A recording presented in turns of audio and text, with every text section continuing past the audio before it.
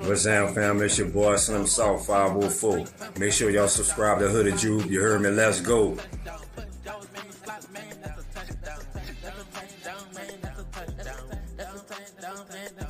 What's up, folks? This is Shano Barnes, and you already know this shit more than a game, man. You also already know that it's NOLA versus all y'all. And you also know that it ain't YouTube if you ain't subscribed to my dog, Hooded Juve. Come on, man, what are you waiting for? You already know. It's still Who Dat?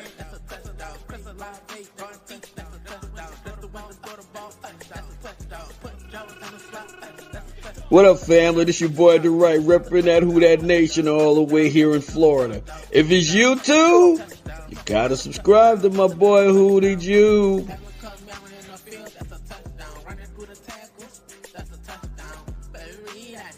What's up, world? It's your boy Carlos Clayton. I'm the host of Uneducated Sports Talk. Subscribe to the big homie Hooded Juve for everything New Orleans Saints. Who Dat?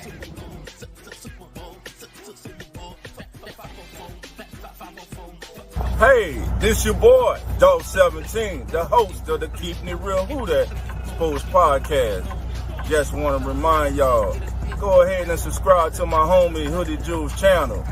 And like always, love.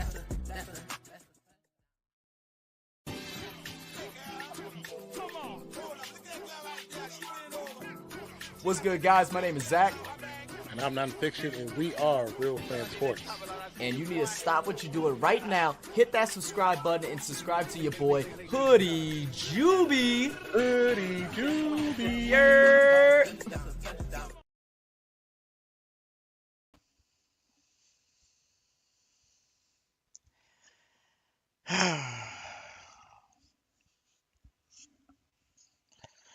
You know what? Just roll the clip. Just roll it. Come on. Just do the intro, Hoodie. Just do it.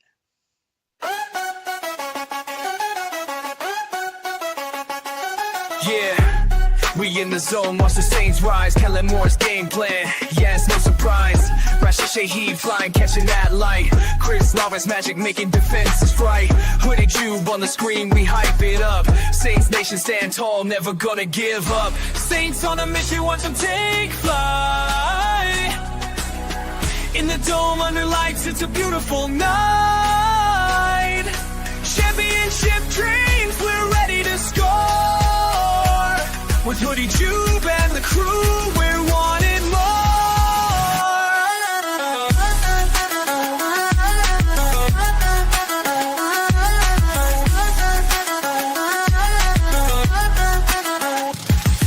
Demario Davis bringing a tackle heat.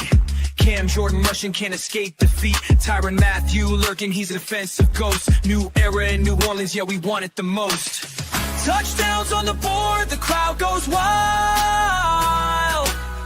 Feel the energy surge like a hyped up child.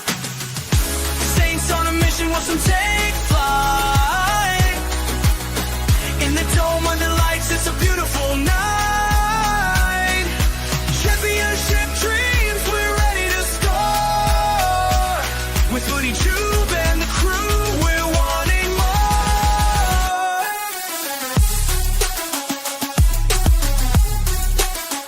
So here's to the Saints, let the victory blow. Red Coast, we prop with the city. Oh my gosh, y'all. I don't know where to even start. I don't know. I'm just really disappointed in our Saints because these picks are booty cheeks. All right, that's just a nice term to say. But before we get into it, man, let's give a shout out to everybody that's here so far. I see my brother Elite Goods. Who dat to you? We got Hurricane Mike in the building. Who dat to you? We got Miss Barbara in the chat as well. Who dat to you? We got Jerry the O freaking G. Who dat to you? Excuse me. I think that's everybody for right now till we get more people in. Shout out to y'all for being here.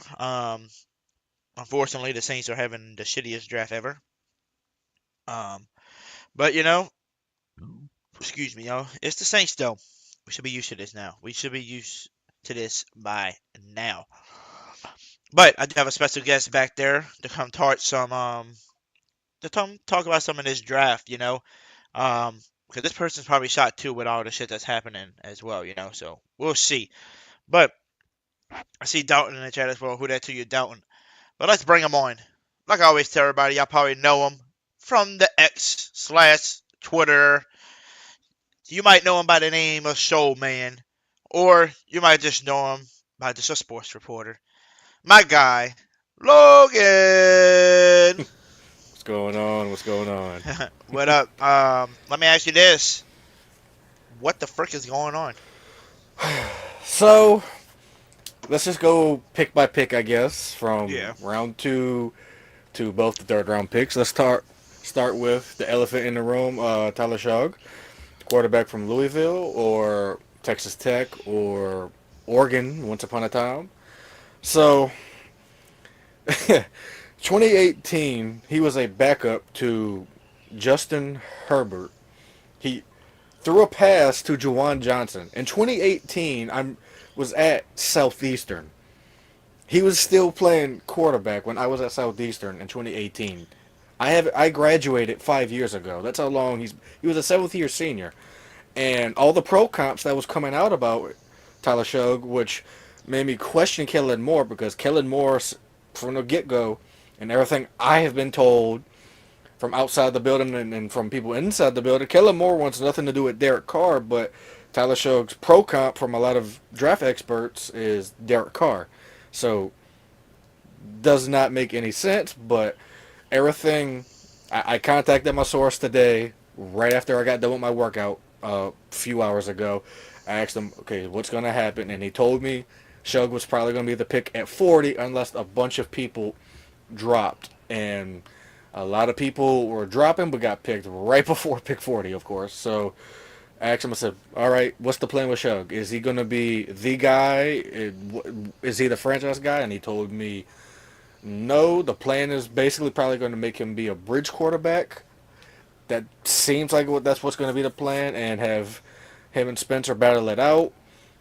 And everything that he told me, he said Kellen really likes Spencer Rattler, and he hopes that with these two, he says he wants to see who develops first.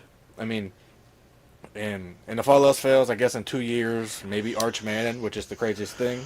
So I question the pick. I'm not a fan of it. Everyone knows I'm a big Shedeur Sanders fan. He hasn't even been picked yet. And I asked him what's the grade that the Saints have on Shedeur Sanders. He said they have a 4th round grade on him.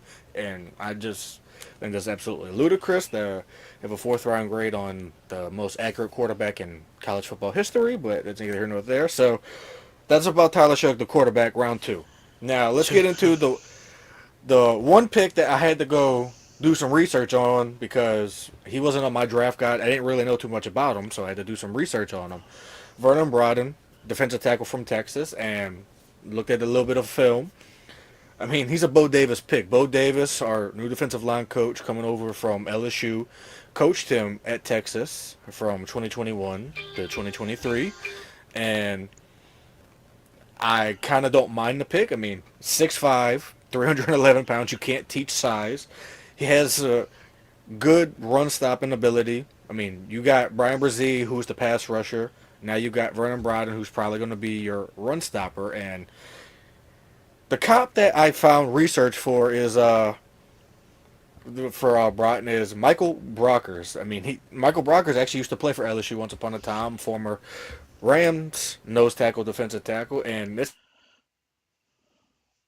a Brandon Staley pick. I mean, people have to remember we're going to a 3-4, and he's got the perfect size for nose tackle. So I don't hate the pick. I just think you probably could have got him maybe a little bit later. I mean, most of the research that I did, a lot of people had a 4th round grade on Broughton, but I guess Bo Davis really wanted his guy. So as for the final pick, Jonas Sanker, I absolutely love the pick.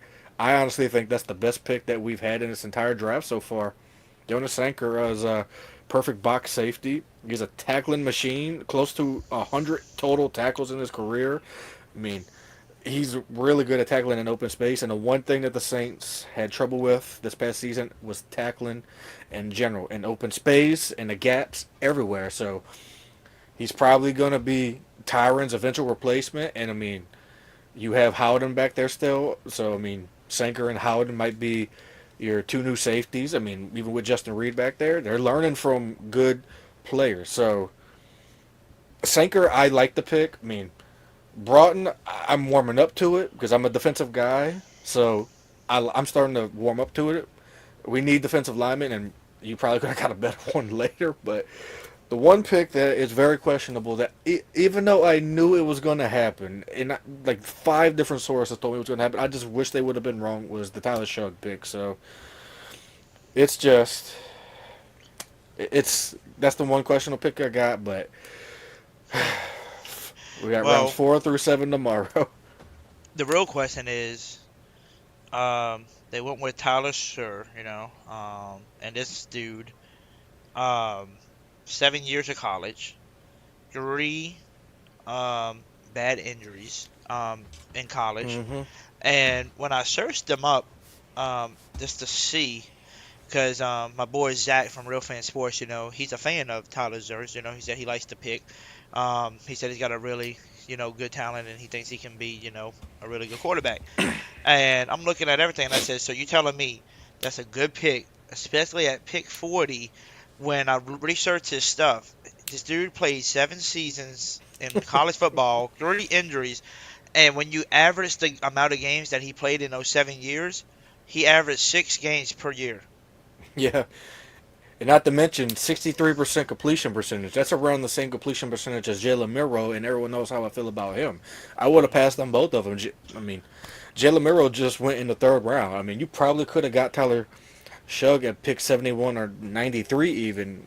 So, I mean, 7 years in college, and he had 1 healthy season, and it was his last year, which was at Louisville. I mean, I talked to a few Texas Tech fans, even the people that live in Texas. I asked them about Tyler Shug, and they all said we did not like him when he was here. Well, I mean, and the one thing I always heard, when he's healthy, he's great, but when he's injured, it seems like he's brittle. I mean, it's the craziest thing. I don't know what it is about the 2 New Orleans franchises that absolutely love, like, injury history players. I mean, the Saints do, and the Pelicans do the same thing. It almost seems like they want these people to live at an Ochsner hospital room or a Ochsner facility. It's the craziest thing, and I mean, I'll live with it because I mean, if Spencer Rattler's going to be your quarterback 1 this year, I'm okay with it because I don't think Tyler Shug's going to be. If he was, I'd be absolutely surprised if Rattler doesn't beat him out. And I honestly thinking it's like my source told me, it's kind of going to be a bridge, or one of my sources, a bridge quarterback situation. And I think you're probably... The one crazy thing I got told is this, and this was just a speculation that one of my sources told me, is speculation is that Kellen's going to try to tread water because everyone inside that organization, from top down, from Gail to Mickey to Jeff, all love Arch Manning. And he said the speculation is that Kellen's going to try to tread water for the next 2 years to wait for Arch Manning, and they're going to do whatever it takes to go get him. Now, is that smart? Absolutely not. I would not wait 2 years for your quarterback because, I mean, Kellen Moore is asking for failure at this point if you do that. And don't agree with it, but in this case, I'm hoping... I wish Tyler Shug well. I hope he's really good for us, but I also really am rooting hard and heavy for Spencer Rattler to do really well because, I mean, out of college, like I told people, I compared him to Jeff Blake and Jay Cutler, and I love Jeff. I mean, I was young, but I still loved Jeff Blake when he was quarterback for the Saints for those 14 games. Be a bumpy road. It's not going to be smooth sailing for a while, but I guess it's a wait and see. The one thing I can say is, hey, it's not Jalen Milroe, so I guess I can live with it, I guess. But I guess I can live with it. Yeah. Because, I mean, this is what I would say about it. This is what pissed me off about it. If the rumors is true, like you're saying from some of the sources people you know, it's gonna be like a bridge thing. then that's gonna just tick me off even more now. Because why? Because if this is really their game plan, you know what you could have did if Kellen Moore really liked Spencer Rattler and he just wanted to bring somebody in to compete. This is what he could have did: pick the best available player. You need a tight end, to help out, in the tight end room. Well, you could have went with Mason Taylor at pick 40 because he was available, right? You had other players you could have picked out at pick 40, and at that 70 spot, you could have easily picked out some good players, let somebody else take a chance on Show if Tyler Show, if anybody wanted him anyway, which I doubt it. And if you knew that Sanders was on your board for a 4th round pick and you kept seeing him fall through the draft, then you should have just picked the best available players, and then, hey, he's in the 4th round. If he falls to you, take him because you had him as a 4th round pick. Take him and let him compete with Rattler, and let them two compete until you feel like you can get Arch, in the next year or two. At least it'll be more entertaining. But now you just wasted a 2nd round, 40th overall pick on a dude that's about to be 26, 7 years in college, and had 3 multiple severe injuries that ended his, season for those. And like I said, he averaged 6 games per year. That is just awful. And the crazy thing is, I know I'm reading some of the comments. I get that Archie put his stamp of approval on him, but and I love Archie to death. He's a Saints legend, even though when he was here, the Saints weren't great. He did everything he could. They did not surround Archie with talent at all, so that's not his fault. But I just still find it questionable, Tyler Shugg over Shedeur Sanders. You're talking about a guy in Tyler Shugg who, when September rolls around, when the season starts, is going to be 26 years old. That's 2 years younger than me currently. I turned 29 literally in a few weeks, but that's literally 2 years younger than me, and I graduated college 5 years ago, and he was a 7th-year senior, and he only played 1 healthy year. You got to go back to 2018 for his first year, and Justin Herbert is in the league. Juwan Johnson, his former roommate in college, is in the league for his 5th or about to be his 6th year, I believe. It's just absolutely questionable why. I just don't get the Tyler Shugg pick. The only thing I can maybe see why they did it is because, and I hate that they do this. Because I asked a few people in that building, do they really go off of the RAS score scale? And a few of them said yes, and I hate that so much. And apparently, Tyler Shugg had like a 9.7 out of 10 RAS score. But if you go back and look at Mark Ingram's RAS score, it was like a 4. And Mark Ingram's probably the greatest running back in New Orleans Saints history. He's the franchise rushing leader, so RAS score does not mean a dang thing to me. And as far as the Shedeur thing, you pass on Shedeur Sanders, who was the most accurate quarterback in college football history. That's just not me saying that. It's actually in the record books. He went down as the most accurate quarterback in college football history. A 3-level passer going from Jackson State to Colorado. So don't believe me, go look it up. And you take an injury-riddled quarterback because he has height and size. But you throw on the tape, and the one thing that you see is he's very erratic when he throws. He kind of crumbles under pressure, and his pro comparison from 3 different experts that I have read is Derek Carr. I'm just very confused. Not even trying to be funny here. Maybe Kellen Moore really just wanted a veteran quarterback on the roster and just seen that in Tyler Shugg, but I don't agree with the pick, but at this point I'm going to live with it. There was 2 quarterbacks coming in to this draft I did not want the Saints to take. It was Jalen Milroe from Alabama because he is one of the most inaccurate quarterbacks I've ever seen, and it was Tyler Shugg because I don't want a 26-year-old rookie. If at that point, why not go trade for Hendon Hooker? It's just... See, because that's the thing is, like I said, if everything is true like your people are saying, with him being a bridge quarterback just kind of competing with Rattler because he's kind of more like Rattler in the first place, then you should have took your 2nd round pick and used it on something better. Like, why waste that pick?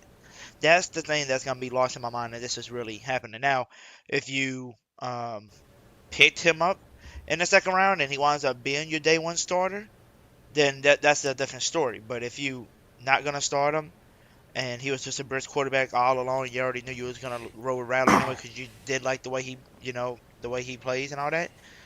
Then that was just a waste of a pick, and that was just basically a slap in the face of your Saints fans because we were all expecting some good picks, especially at pick 40. We were expecting Sanders because he was still there on the board somehow after the Browns skipping on him twice, the Raiders skipping on him again, and I was like, okay, we're about to get our pick. And I said, if not, we got Mason Taylor. They're gonna pick an LSU tight end. Oh yeah, let's go. And Tyler Show just pops up on my thing, and I'm like, son of a beep. So.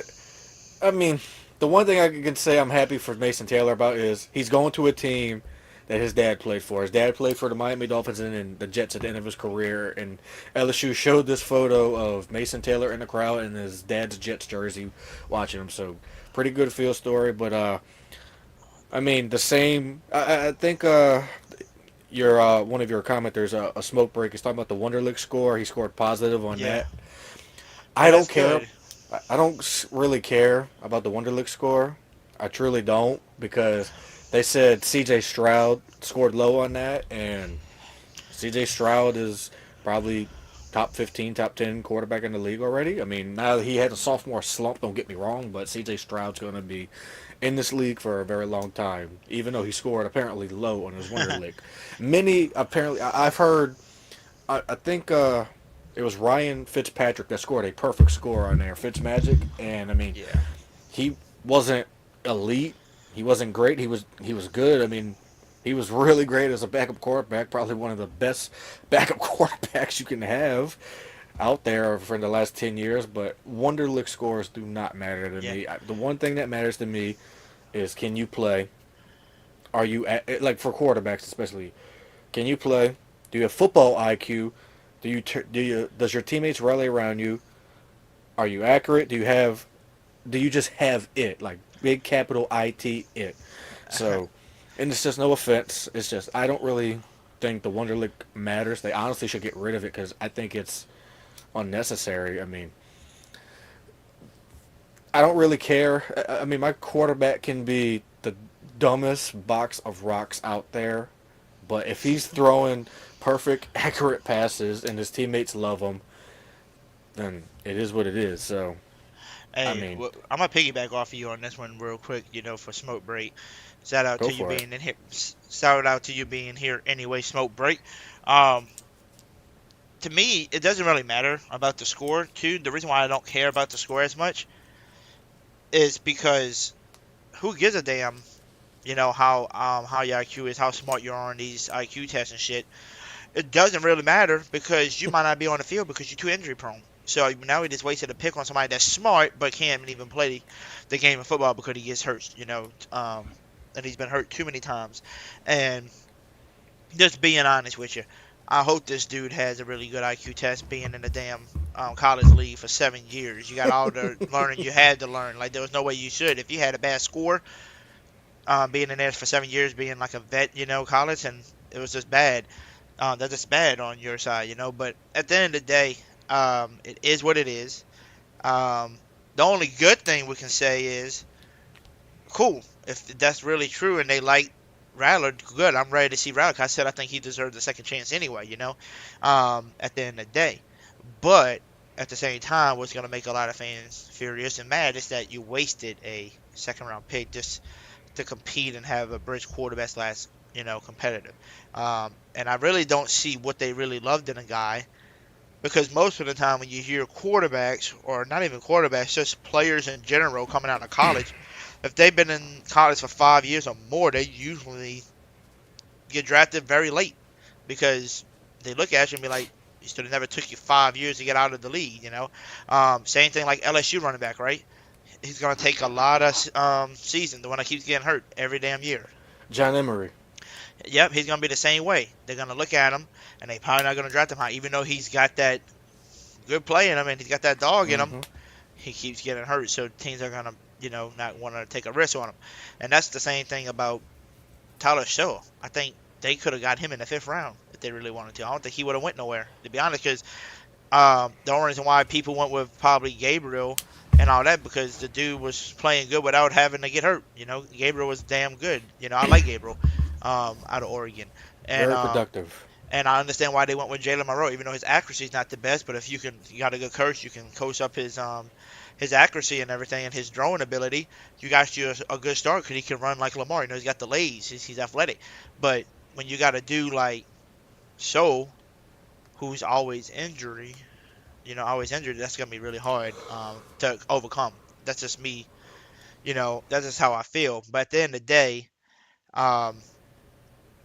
when you think about it, if that is the real case, like we said, Rattler being the starter and they were just using him as a competitive / bridge quarterback, now you missed out on an opportunity to get a great weapon to help out Rattler and them. Like one person that we could have went with at pick 40, or matter of fact, I think it was pick 70 we could have got him instead of getting that big nose tackle, was Emory Jones from LSU, tackle / guard. Dog, he could have been the next guard spot or, tackle, so he could play both positions if somebody was to hurt. That would have been, who Jones could have been. He kind of reminds me of the next Will Clapp, dude out of LSU, but can play in a position you need him to go put him in there, and he's gonna play it for you.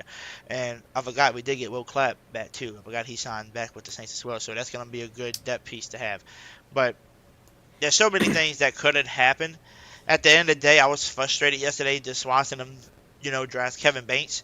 So I want to ask you about him. Like, what's your thoughts on it? But at the end of the day, I'm really upset with the picks that we have done so far.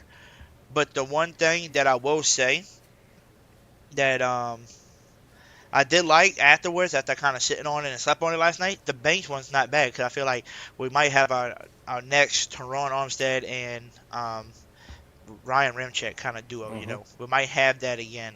But now the question is, who are you looking to protect now? Because the other thing, this is crazy. What did everybody thought the second round and the third round we was going to get at least this year? At least a wide receiver, right? Because Olave keeps getting concussions. So he got hurt. He's coming off an injury. So you think we'll get some type of receiver. Have him in aim for one. And we had one right there in front of us at pick 40. But you sat put just to get your boy, Tyler Sherr. When you could have moved up one spot and try to get, the dude from Missouri. I forgot his name. But could have picked him up, But I don't know. So, Logan, you tell me, what is your thoughts on the Kevin Banks, pick?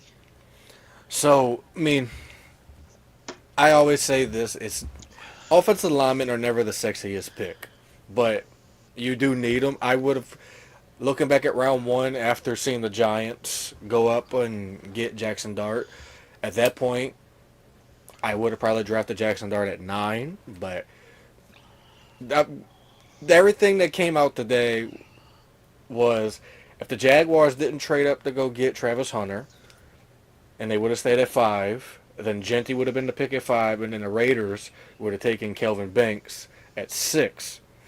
And then that would have made the Saints shift.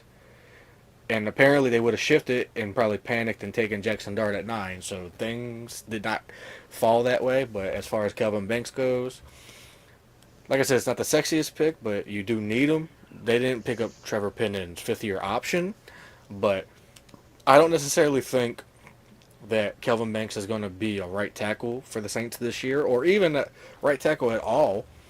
I honestly think that they're going to try him out at left guard because the Saints don't have a left guard. They got Dylan Reduntz from the Titans. They signed him in the free agency this offseason, but I don't mind it, but I feel like you could have got your lineman probably even around. You could have got your quarterback in round 1 at Jackson Dart, and then you could have probably got your lineman in round 2. There were some really good linemen.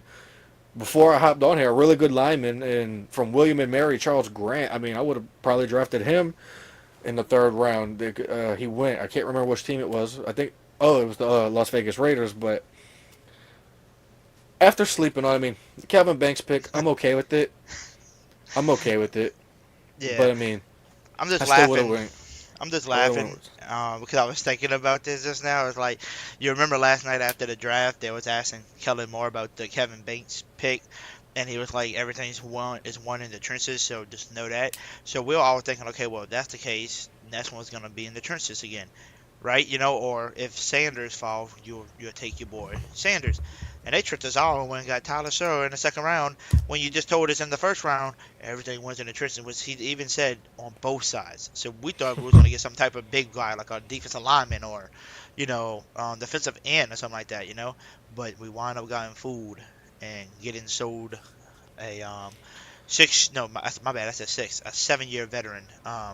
But the funny thing was I posted that yesterday and people was cursing me out because you wasn't on my live last night to hear how it is, but I had people saying go to hell, all kind of shit when I posted it because I was just using it as a joke. I said, y'all better learn his name. And I posted the post about him, and let me go back to it. It has 24 likes, 38 retweets, and 26 comments on it. From people saying go to hell, this and that, right? And then one person commented earlier and it made me laugh. He sent me a picture of you're not allowed in the club anymore with the guy standing by the door, right? And then when they drafted Tyler Sherr, literally a few minutes later after he got drafted, he sent me this. He said, never mind, you're welcome back in the club, because I was right about the and I sent him the emoji. I commented on his, and I did the sad walk emoji, like if I was walking in the club, but with a sad face, because I wasn't really wanting him. I was just using it as a joke, because I'm like, oh, our Saints, you know how they are. They're going to somehow wind up with this stupid-ass Tyler Sherr, watch. And I said, but I was like, no, they're not. They're going to do the smart thing, right? Because we got Kellen Moore. We're going to be fine. Sight, was I wrong, huh? So, I mean, being told by 5 different people, 5 different sources, right? Which I can't believe I have that many. Just the crazy thing. That Tyler Sherr is most probably going to be the pick. I was really, really hoping that they were all 5 wrong, but I knew for a fact that they weren't going to be wrong, and just the only thing I can hope for is you go into the 2026 draft, you're probably picking top 5, unfortunately, unless, Spencer Rattler actually is, maybe a Bengals Jeff Blake or a really good young Jay Cutler, because both those quarterbacks were good enough to give your team wins back in the early 2000s when they played, but I don't necessarily know if Spencer Rattler is going to, flip a light switch a year after, just being thrown into the fire. This would be my thing about Spencer Rattler. I think he can just, flip the switch. And the only reason why I'm saying I think he could, now you coming in after drafting a first-round tackle, right? And let's say he goes to the right tackle or he doesn't, he goes to the guard. Let's say the O-line is, 2 times better now than last year. It's so much better. You're not going to get pressure on half of what you got pressure on last year, where people were just in your face every 2 seconds. Now they're giving you 4 to 5 seconds, because you got a better O-line up front. Okay, now you got time for Spencer Rattler to scan the field and actually use his arm talent. Oh, guess what else he's going to be getting? Olave and Shaheed back that he couldn't even get to play with. He played with Olave for, 1 down? And then he got a concussion, and then Shaheed got hurt in the same game, I believe, against the Bucks, and was out for the rest of the game. So you get him, you get Shaheed. Matter of fact, you got a veteran guy, and Brandon Cooks too can possibly get open for you, and be that little, get open, kind of like the, I would like to say, the Michael Thomas. Just let him use his speed across, and do a slant all day and get those little, quick 3-5 yards. I think that's what we can use Brandon Cooks for. And he can do it if he don't want to get hurt because he's getting older. He can just use the Tyler Lockett knowledge, just catch and go down, and get you 4 or 5 yards that you need. And that's all you're asking him for, because Brandon Cooks got the hands to do it. And then don't forget, he made really good friends last year with Bud Means. He should be coming back from his injury, and I think Bud Means is going to be a good weapon for Kellen Moore. That's just my thoughts. I think he can be a good receiver for us as well. Then, he's going to have Juwan, which he's familiar with because Juwan played last year for us. And it all depends on how healthy everybody gets. But this is what I'm thinking. With a guy like Kellen Moore, who's very offensive-minded, which you saw the way he was using some of them tight ends last year, especially when Dallas Goedert got hurt last year, and he was just using these other no-names, and they were, doing good for the Eagles. One person I want to keep an eye out this year, especially if Spencer Rattler's your starter, watch out for our guy Dallin Hoker that we picked up last year in the Yes, I really like undrafted him. free agent. I really can see him being a big target this year because I told everybody last year I think he could be. He's got the size. He's got the way he plays. I think he could be the next type of George Kittle kind of guy. But they didn't utilize him last year. They just kept using Foster Moreau and Juwan Johnson. That's just two veterans. So they went with him, and he might have had like one game he got to play, but he wasn't a starter. He was like the second or third string. Got to come on the field a little bit, and that's it. So maybe Kellen Moore can utilize him a little bit more, and that'll be another weapon he'll have. And you know what else is crazy? You never know. We're going into the 4th round tomorrow. Maybe, just maybe, the Saints can pull a trigger and get that boy Cam Scatterboo and add him to the line to help to add him to the backfield to help out Rattler, and it'll be Kamara, Scatterboo, and Miller. That would be nice. And the crazy thing, as I'm on the show with you, literally I'm getting word from one of my sources about the Tyler Shug pick, and not a ton of great reviews from people on the team. I mean, he said, I'm being told literally, Spencer Rattler's camp wasn't the only camp laughing at the Tyler Shug pick. And he said, guess who else's camp was laughing at that pick? I asked who. He said Derek Carr. So it's pretty bad if Derek Carr's camp is laughing that you take it. Made it known on Twitter. Cam Jordan even said, maybe we can pull a Washington and double dip at quarterback. I mean, that's if your players are laughing at the pick, it's going to be hard for Kellen to gain respect and of that locker room if they're already laughing at the way he who picks laughed? and everything. You know who already laughed at it, but he kind of covered it up with like a with something that happened in the past. It was Cam Jordan. Did you see Cam Jordan's tweet? He's saying will we be the first draft in a while since like 2000 or something or whatever he said, that drafted 2 quarterbacks in one draft when they drafted it was 2012. It was the Washington Redskins. It was RG3 and it was Kirk Cousins. That's what I was referring to. I mean, and that's what Cam Jordan said. He said this yeah, is that's where what he said. said. I think what he was trying to do, he was trying to be nice with it, but also what I was saying, it's just gonna be the year we draft another quarterback and we just trying to play because we don't want Tyler. It sounds like they don't like him either. I mean, it's pretty bad when the team is, very. Don't be surprised if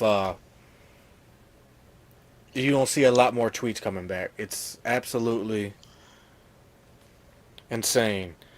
I mean, a lot of them. He's telling me a lot of the players were under the impression that Jackson Dart was going to be the pick.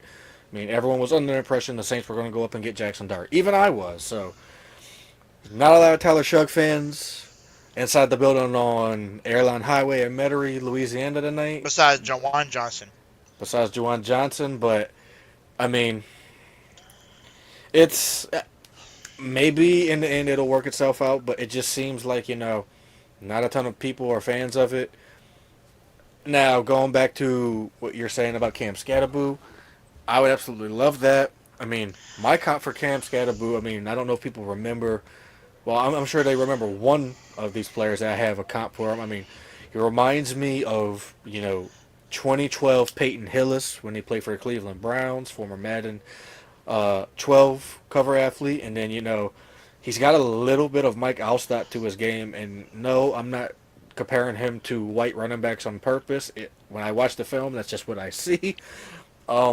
So he's got a little bit of Alstott to his game, and Peyton Hillis. I mean, if he would have just stayed consistent, it could have been great. But 2012 Peyton Hillis, I see a lot of that in Cam Scatterboo's game, and I mean would be a great pick.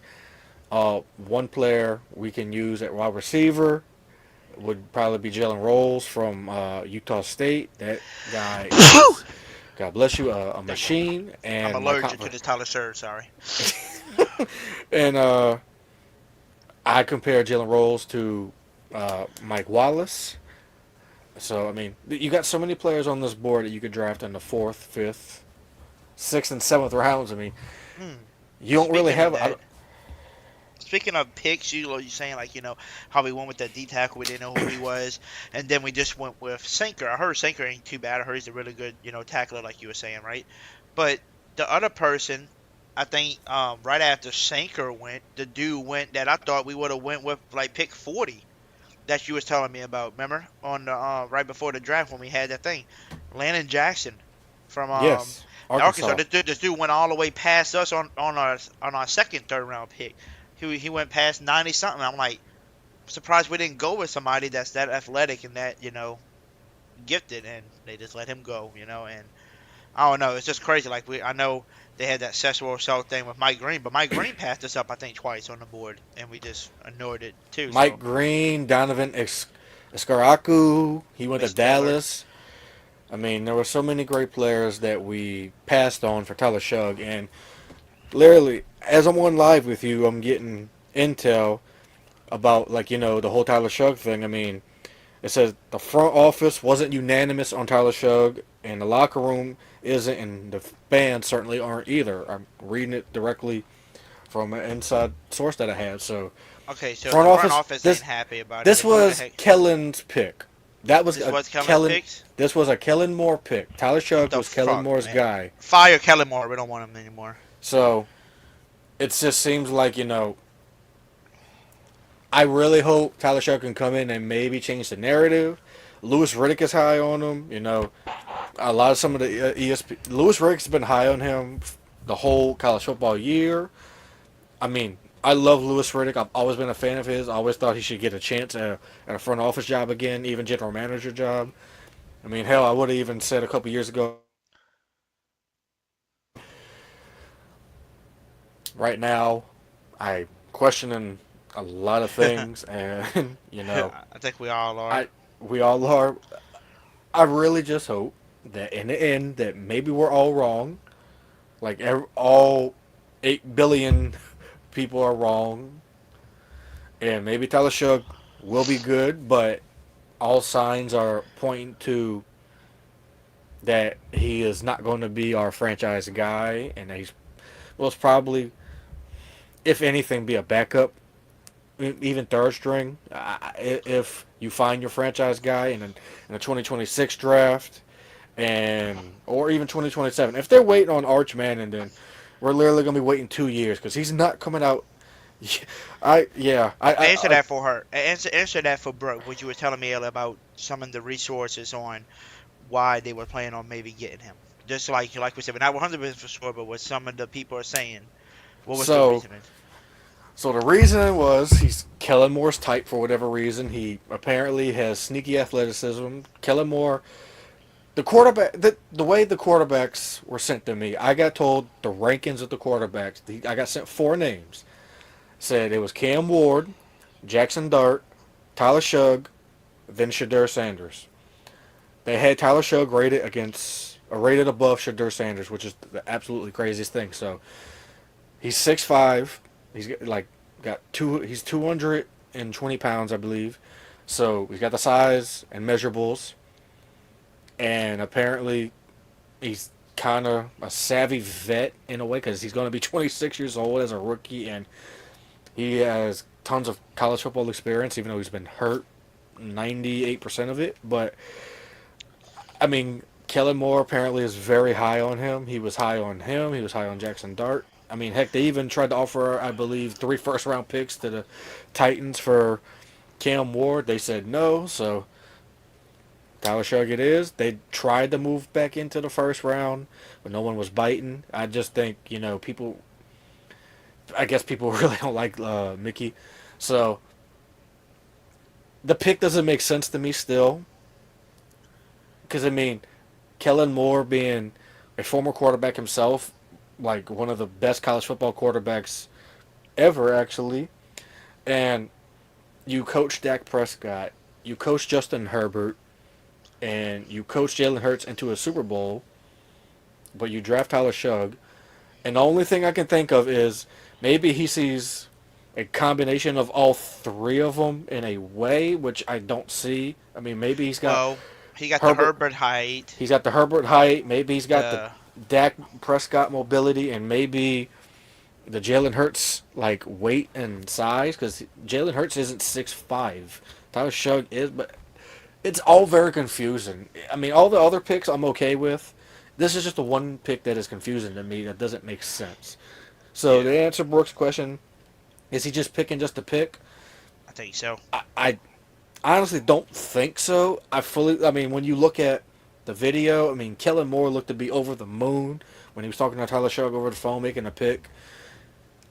So it's very confusing. You can only hope.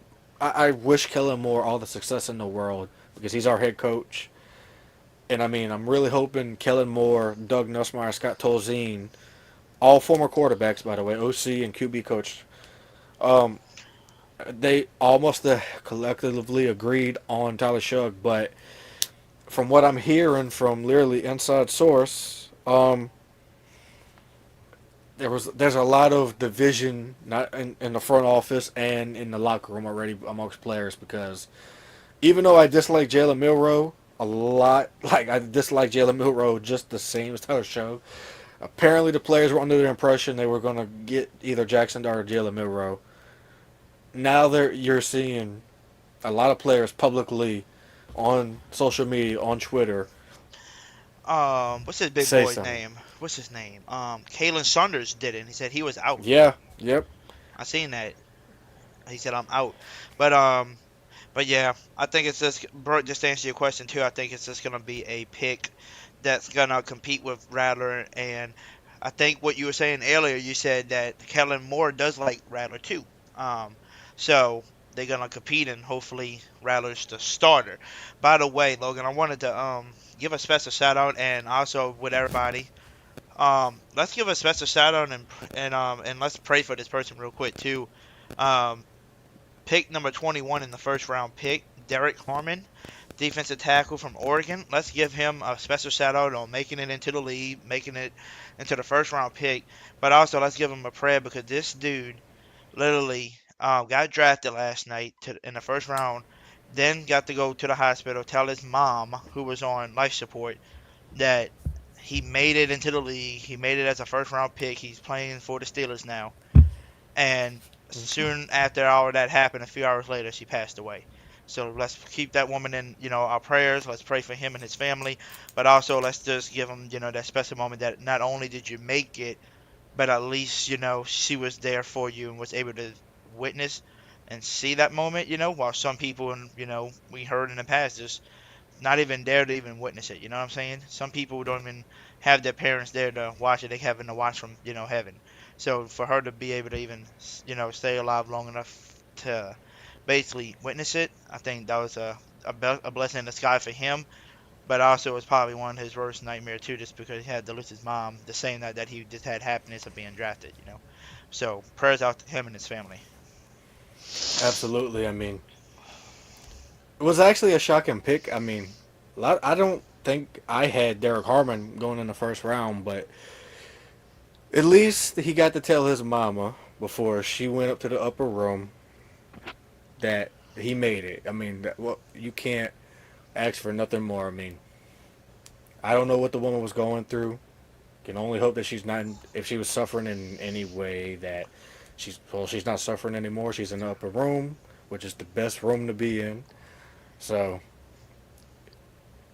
she got to hear some great news before she went to go go hang out with Jesus. Yeah. It's not bad. It's not all bad news. It's sad, but ended on a positive note. Yeah, that's how I feel. Just at least she was there, because like I said, some family members don't even have the opportunity to do it, because they're already in heaven and they doing it to get to the league, kind of like a moment. And let's give another special shout out. What about Jack? What's his name? Is it Jack Belch? I think his name. Jack. Oh, Belch? Jack Belch. Yeah, Belch. Shout out to him. Yeah. So, fun fact. So, she's not my ex, unfortunately, but it was during the Bourbon Street terrorist attacks.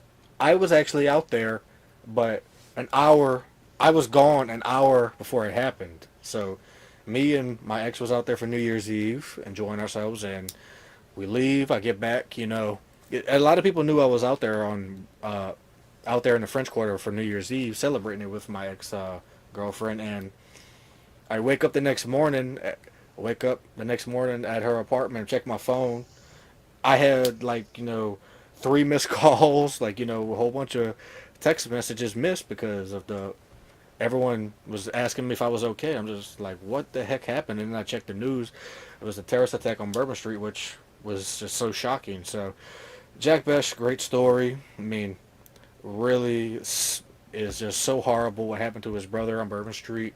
Just going out there having fun like everyone else that suffered that tragedy was doing. But Jack Bech started out at LSU, Lafayette native, goes to LSU, then goes to TCU, absolutely kills it at the Senior Bowl, gets the Senior Bowl MVP, game-winning touchdown at the Senior Bowl. He really does kind of remind me of Lance Moore a little bit. I'm not even just saying that because of the Saints, but he really has a lot of Lance Moore to his game. So shout out to Jack Bech. I mean, the sky's the limit for him. I'm glad he got drafted. Really, really happy for that guy. Oh yeah, me too. And by the way, I'm gonna put the link in the chat for anybody that wants to come hop on. Let us know their feelings, let out their anger, because I know some people are angry about some of these picks. So click that link, come on, let me know. I see my brother the right in the chat. So the right, you're more than welcome to hit that link like always. Gonna tell me what's your thoughts on everything. I think my boy Zach, I think he's still live. I wish if he wasn't live, I would try to invite him on for a little bit just because I want to know his thoughts on why he thinks Tyler Sir was a good pick to him. Because, that's just me. I'm just curious on why to him he likes him. But hopefully my boy can come hop on with us and let us know. But I think they still live currently because the draft just ended recently, so he's probably still talking to his chat. But while we wait on some people to come on in, we're going to bring one of them on already. And Logan, just letting you know, you never met this person. All I know is it's just when I bring this person on, you're going to see him whipping a damn forklift. And you're going to hear beep, beep, beep the whole time. And he's going to talk very fast. He's going to be like, what's up, player? Watch. What up? Who that for like, what's up, Hoodie Jew, man? What's up, Logan? Dang, you wasn't lying. He really is on a forklift. You that beat me, Hoodie? Yep. See, I told you. Man, look. Hey, Hoodie. The first pick made sense to me because we need protection. But I'm baffled by the second pick, dude. I don't know what's going on. Like, I'm confused, man. The Saints just let me know I got to stock up on alcohol this season. I mean, this dude been in college 7 years. Like, you think if he can't get it, he can't get right in college. He can't learn a playbook, right? Hey, I'm confused, man. Mickey, I don't get this pick, bro. I don't. Shador still being on the board. It's just letting Deion and his son know nobody's bigger than the Shield. That's it. I don't know, man. I stopped watching after that Shuck Short, whatever his name is. Shuck Show Shao Shoot. Shimmy Shy Shoo Shoo. Bruh. This reminds me of the movie Life when Can't Get Right came to camp and he wound up being a great baseball player, but he still is Can't Get Right. Well, he better be Can't Get Right and he better be good. Look, I don't mind eating crow, but now I ain't eating crow. I'm eating like what the hell, bowl of disappointment. Yep, that's how we all are right now. I don't know. With all the good players they had left on the board, and you wasted it on a guy that might not even be your starter, which is, I don't know. We just drafted Benjamin Button. I mean, to be honest with you, I was literally at work still when this was happening, and it was literally all of us was in the back room watching the draft. And the funniest shit was I told him, I said, watch this. I said, watch the pick B. I said, y'all want to hear how the pick's gonna go? They said, yeah, what's up? I said, they're gonna be drafting Hoodie Jube out of the University of the Nissan, University of Nissan or something. I said, watch it be some stupid shit like that. And then my phone rang and then I got the little early tweet from Nick Underhill before anybody came out. And I looked at him, I said, oh shit, y'all, we are effed. And they like, what's up with that? And I said, I don't want to spoil it for y'all, but y'all not gonna be happy. And they're like, what's up? Why we getting Sanders finally? And I'm like, Yeah, totally. And then when they seen the Yeah, pick, they out once they told us Tyler Sher, dog, everybody just walked straight back to the front and was like, okay, we're done. man. With the second pick in the NFL draft, the New Orleans Saints draft select T. Dirty from Forklift University. What the fuck? Yeah, they could have did that. All right. Look, I'm finna get off here because I'm at work. I'm pissed off. I'm gonna probably make a Yeah, rant video tomorrow. But yeah, I'm gonna holler at you. Nice to meet you, Logan. yeah. Nice to I meet- just need to get it off my chest I right now. got you. Nice Just a to little meet you. bit of it, bro. But all right, man. I'm out. Who that for life, bro? Who that, man? All right. So, next up we got Sydney Cox. I ain't heard from Sydney in a long time. What's up, Sydney? What's going on, man? Can you hear me? Yeah, I can hear you. I So am what? unhappy. I'm unhappy with some of the picks. I get the first pick. I know we need to work on the O line and the D line, but that quarterback, I don't think we need it. I'm really comfortable with Spencer Rattler. Going into the season with Spencer Rattler. Hmm. So if you're gonna get a quarterback, I would prefer them to get Jalen Milrows. If you're Yep. gonna get a quarterback, you know what I'm saying? So I don't know. It's just a lot of good players we leaving out there. We need, like I was telling Zach on Dalton's channel, we need to try to get more like linebackers and some more defensive back. And, We got a so really running back. good defensive back tonight. We got a really good one Yeah. tonight. And I asked him about running back. Are we comfortable with Kendra Miller? I feel like we need to drop another running back We do. because y'all, if you remember in the Super Bowl, we had Bush, Thomas, and Bell. We had that three-head monster. Hmm. And we got Alvin Kamara can do what Reggie Bush did. We just needed two more backs like we had in Pierre Thomas and Bell. We still got Clyde Edwards-Helaire. I mean, a former first-round pick. Yeah. I've always been high on Clyde, and when he got released, I can literally remember I don't even remember exactly what I said in my tweet. I said the Saints would be very smart to go get Clyde. He's a former first-round pick. He would be coming back home playing for his hometown team. What more can you ask for? I mean, I don't even remember the last time the Saints had an LSU running back. I think the last one before Clyde Edwards-Helaire was Dalton Hilliard in the 80s and Yeah, 90s. Dalton Hill. Yep. So it's very refreshing. I mean, I don't know if he makes the 53. I think he has a better chance of making the 53 than Kendra Miller, but I still would like them to go draft a running back because, I mean, if you go draft like a Cam Scatterboo or somebody, I mean, because R.J. Harvey got drafted by the Broncos, which is insanely crazy. I thought he was going like in the 5th round, but you could use another running back because, I mean, like you said, in that Super Bowl run we had 3, and even in 2011 when we had one of the greatest offenses of all time, we had 3.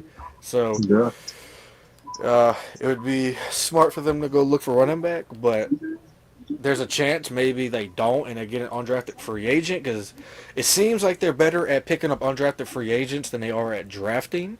I've noticed that over recent years, so Hey, I got to the anything's point. possible. I got to the point like, is this Dennis Allen doing the draft pick? Because this seems like something Dennis Allen could do. Because we let all these good players go, but I'm like, what is going on? We need, and I think we need to get one more wide receiver because I like our wide receiver core. I think we got a good wide receiver. I think we just need to add one more and probably, like Sarah, probably get another good tight end because I don't know what's going on with the one tight ends we got. Yep. So, I mean, I'm almost positive Foster Moreau is going to not be on the 53. If he is, then I'm going to be pleasantly surprised. Juwan's probably the starter. I would love to see Holker get some run this preseason and Yeah. even in camp. Other than that, I mean, do they draft one?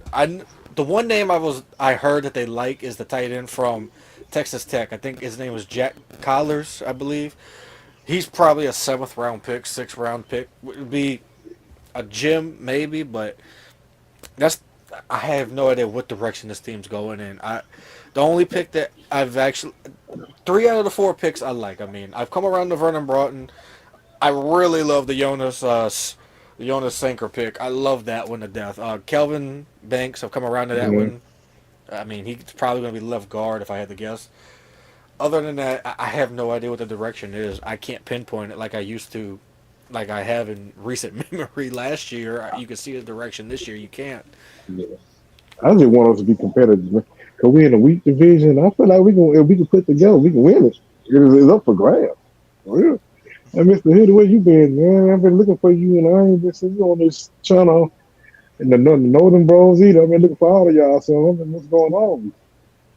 Yeah, I've been, your boy's been missing for a little bit. Had to get my life together, get it a little bit better, financially, because I started my new job and all that. So I was trying to focus on that, and then I redirected myself with the Lord, as well for the past 2 months, and stuff gotten a lot better.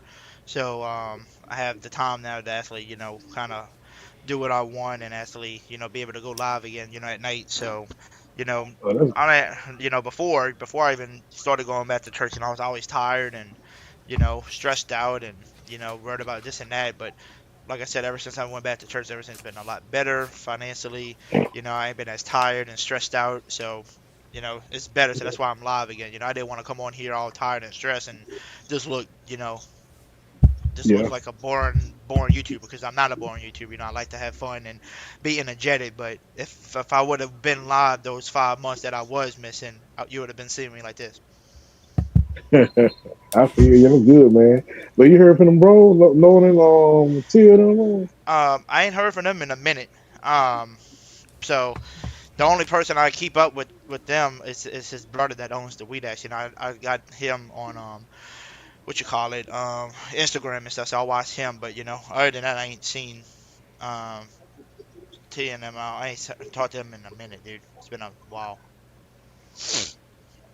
Hopefully they'll be back soon when the season gets ready to start. Oh yeah, season about to start up. Pelicans stunk it up, so they start watching the Pelicans games. Yeah. I remember when I first went on. I remember y'all was on Big Q thing for platform. All y'all was doing that. Was that Thursday night? What y'all was doing? All y'all was on Big Q's platform on Thursday night. Was it Thursday night? Yeah, it used to be like a Thursday night or something thing, and then we just kind of stopped doing that. Which hopefully we all get back into that. That'd be pretty cool. Like we all pick a night and we'll have all the big YouTubers, kind of talking about everything again. Big round tables. That'll be fun. Yeah, I've been watching y'all, man. Like I'm telling Zach on Dolphs the screen. I be looking for all of y'all, cause I love watching y'all, man. That's why I come in every now and then. Yeah, you better come in a little bit more and have some more fun, because Logan right here, like a lot of people don't know, he used to be a reporter, and he still does his reporting on the side, and trying to get back into it. And the reason why I covered that, I highlighted that message earlier was for you. When when my boy JL504 posted that, I was like, you know the exact reason why I post, like why that, because he actually told me. But long story short, F Mickey. Yeah. Mickey's bringing his team down. I'm not gonna get into that on the airwaves. That's just gonna. Let's just say, I'm not even trying to say it like this. Let's just say I can be literally the Cat Williams of the New Orleans media. I know so much stuff that I shouldn't. Like Cat Williams said on Club Shay Shay, I know so many things I shouldn't know that I'm going to keep to myself. Because if I air it all out, it's all going to come crumbling down. So I'm just going to keep it to myself. Going to be a good, God-fearing Christian man and just go about my business. Hey, DeWright, you there? What up, boo? How you been, man? I've been good. Let me know your thoughts, man, on this draft, because I know a lot of us been trying to let all this anger off. What up, Logan? How you doing, bro? Doing great, doing good, hanging in there. I don't have any anger, who? None whatsoever. What? No, I don't have any anger. I don't have any anger. I mean, the first round pick we needed because I wasn't sold on Trevor Penning. Now we get to flip Fuaga back to where he belonged and put that kid from Texas where he belonged. So that basically solidified the line. I don't have any issues with that. that quarterback pick, kind of questionable. I'm kind of questionable with the quarterback pick. And the reason why I'm questionable with the quarterback pick is it's not like I don't like the guy. Let me say that. It's not like I don't like the guy. It's just that he is a third, maybe fourth round type player. Well, that's where he would have been picked. I don't see him as high as they picked him. So I don't know why they needed to reach to go get him. But when you think about it, what else did they have? I mean, come on, the league have already showed you how they felt about Sanders. And he wouldn't have been good in our scheme anyway. I know a lot of people may be upset at the fact that I'm saying that, but he's not. You can't run any draw plays with him. You can't run any quarterback gashes with him. You can't do any type of runs with him. And Kellen Moore designed quarterback runs. He designed it. He designed quarterback runs for his quarterback. You should know that by watching the last quarterback. So he just wasn't a Kellen Moore quarterback. So that's bottom line with him. I like the safety. Oh, yes. I really like the safety pick. I really, really like the safety pick. I'm with him on that. Yeah.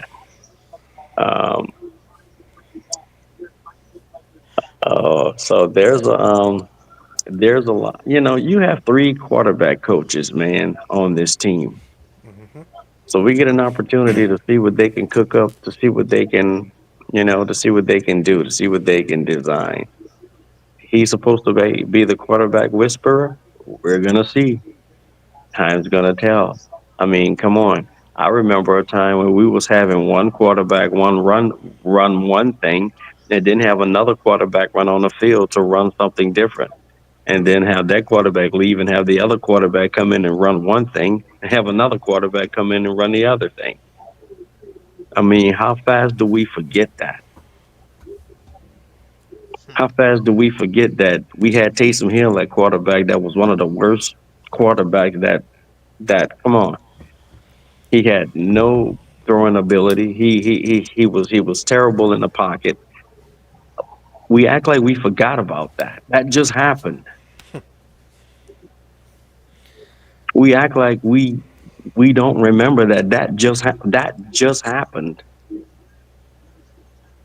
We put Taysom Hill back there, and because of his legs, he won the game. It wasn't because of his ability to read the defenses, to throw the ball accurate, to have a big arm down the field. He used to throw punts. We forgot about that. Why are we pretending that, you know what? The only difference between this kid and Taysom Hill, this kid can throw. This kid can throw an accurate football. This kid can throw a back shoulder pass. He's just like Taysom Hill. Before Taysom Hill came to us, Taysom Hill was broken up. Taysom Hill had more injuries than anybody could believe. And the greatest thing about Taysom Hill is when you put the ball in his hand and he ran the ball, he was so effective. Now you got a kid that can run the ball and throw the ball. He can run the ball, he can throw the ball, he can put the ball in spots, and the only thing about it is he does like every other quarterback we have. When the pressure gets hot, he cracks. If they tell me, well, you know what, he's old, so was Taysom Hill.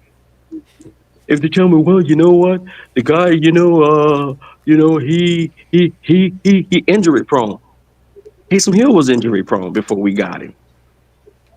Well, he stayed in college too long. Taysom Hill was in college forever. Wow, we forgot about that? Well, the only thing I would say, the argue with you on that is Taysom was a free pick, kind of like a little trade from Green Bay, like something. Yeah, but the point of the matter, this is a second round pick you're wasting on somebody that was in the league for 7 years in college with 3 bad injuries, So that's why I said That's why I made the comment. My only problem with him is because how high they picked him, because he wasn't slated to go that high in a draft. So that was a reach by Kellen Moore. I get that, but you know, as far as the pick itself, I mean, if I'm looking at it from the perspective of, dude, he's a quarterback, and what makes him different from the other train wrecks we've had? You know what I'm saying? I mean, come on. Like I said, do we forget that we did have a quarterback that had some similar characteristics? The only thing about it is that quarterback couldn't throw. And we all pointed that out. Man, Taysom Hill is like terrible when throwing the ball. He throws the ball like if yeah, we just had that. So give these guys an opportunity to do what they do. I'm not trying to talk up the quarterback. I'm just trying to, me, Hootie. I keep it real. I don't do anything based on feelings, bro. I don't do anything based on feelings. I do it based on what I see. My eyes don't lie to me. My eyes don't lie. And what I hear people basing everything on is, well, you know what? I didn't want that guy. I wanted this guy. Really? I don't want that guy. I wanted this guy. Really? Nobody wanted that guy. Well, what about Sanders? Okay, well, what about him? I already had my argument with Sanders. We're gonna go there again? Really, Sanders? You're gonna put him in behind our line? You're gonna put him in our situation? You're gonna put him with our receivers? You're gonna do that? You really gonna do that to that kid? Obviously, we're not the only team that felt as though that Sanders wasn't worth the pick. So, the one thing I will say about the Sanders thing, there's things I'm hearing, and I just find it to be absolutely ludicrous. Now, some teams, including the Saints, had a 4th-round grade on Shedeur, but also a lot of people remaining anonymous for whatever reason. I don't know why they don't want to be public about it. Basically saying he was horrible at interviews. He seems entitled. Seems like a spoiled rich kid, and that just sounds off to me. It kind of reminds me of when Eric Bieniemy was up for all these head coaching jobs once upon a time, and everyone was saying Eric Bieniemy did horrible in interviews. Eric Bieniemy had things spelled wrong in his PowerPoints. I don't know if any of that was true. That just seems like rumors to me at that point. But Eric Bieniemy, in my opinion, is probably a great offensive coordinator or even a good coach. I mean, that's why he's back in the NFL as a running backs coach. And as for Shedeur, I mean, I really hope there's not a personal vendetta against him. It seems like there is at this point. I mean, everyone is starting to tell me it might be like a Tim Tebow effect where they think it's going to be a distraction because of the thing. Like, they're afraid that Dion's going to be too involved. But the whole Shedeur thing just is absolutely insane to me. Now, it looked bad. The Shedeur thing looked bad on the league. It does. It really gives the league a bad look. But think about it like this: how many teams, since Shedeur was a middle schooler, did he compete for his position?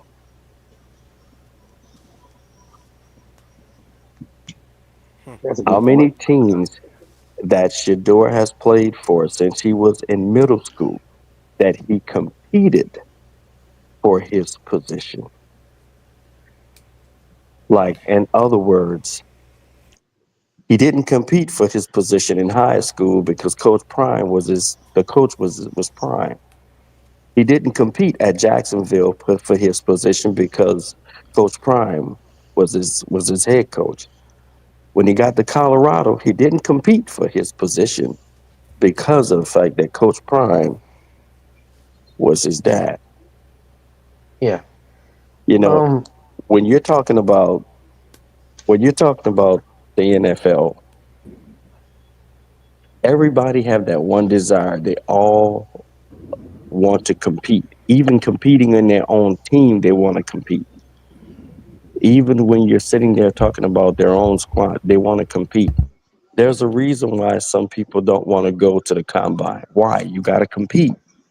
You got to compete against the best. The best are sitting in that same room, willing to showcase their talent in that same room.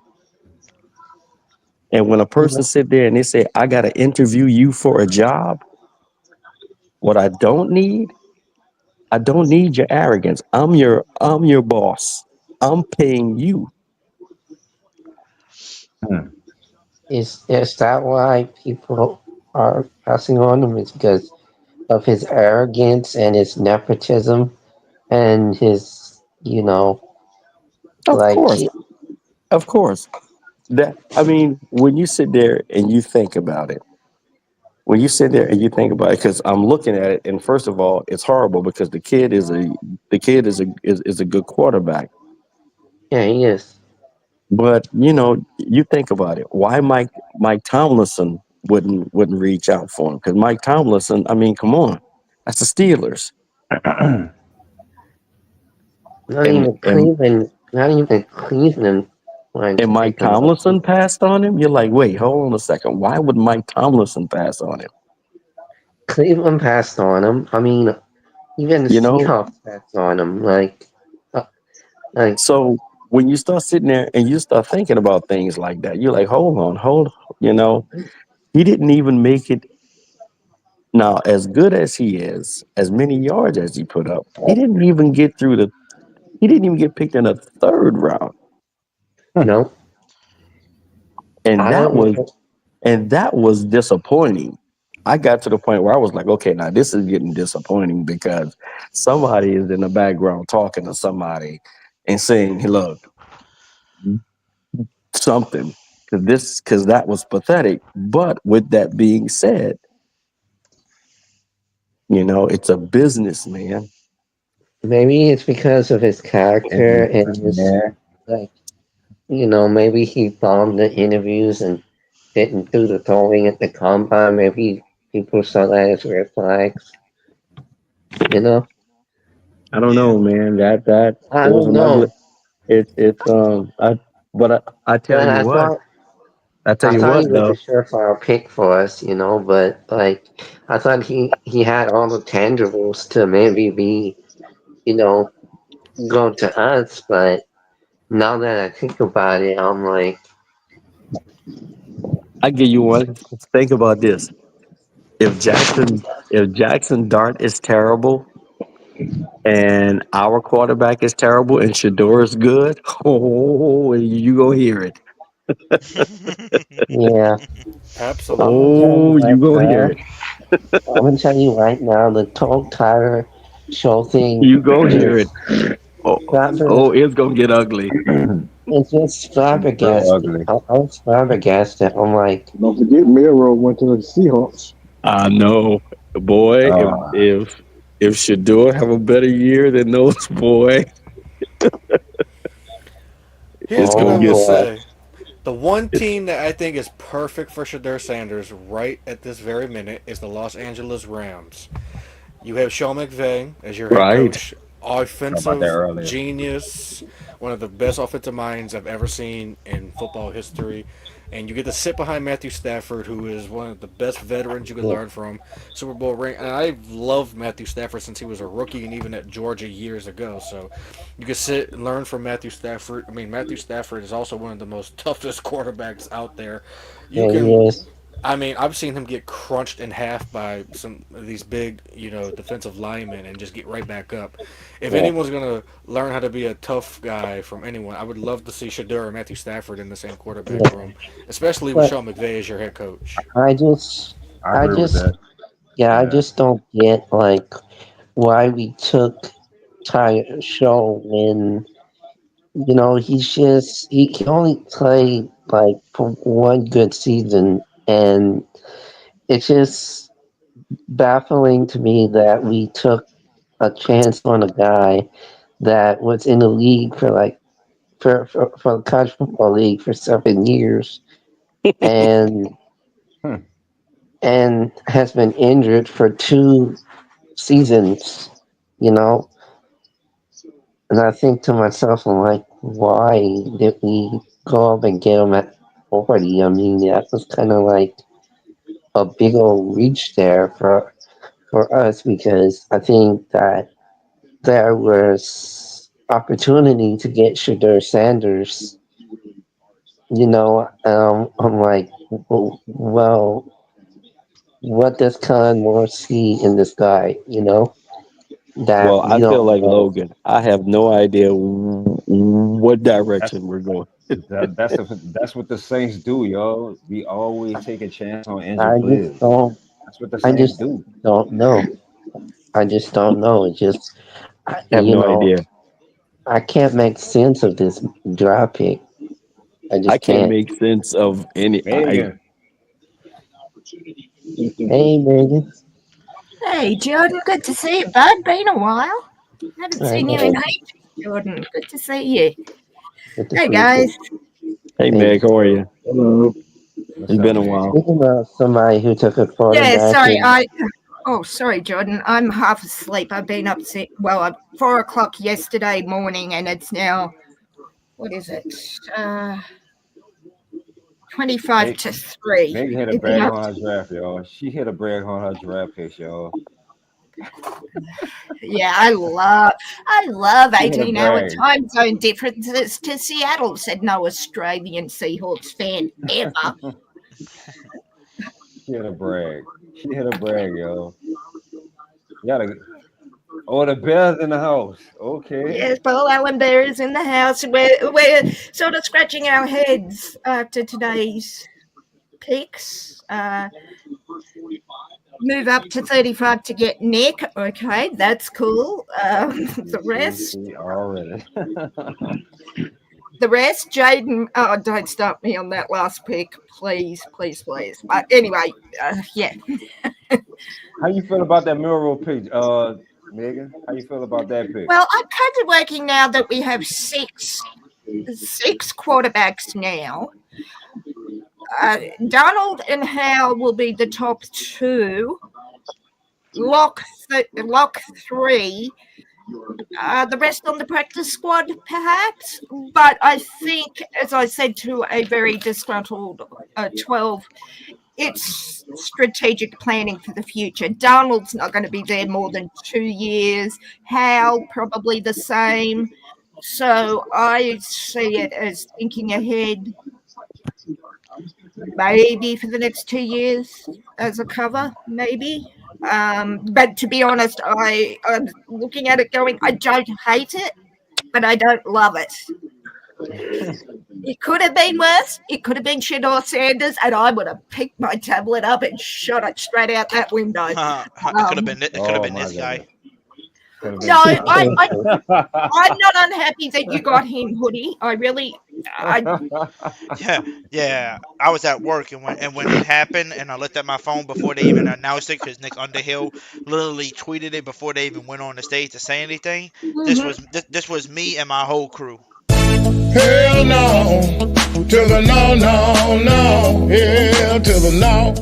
We walked out of there from the TV, and we said, you know what? Let's get back to work. Screw this. Yeah, that's kind of how I was on the tight end, Elijah.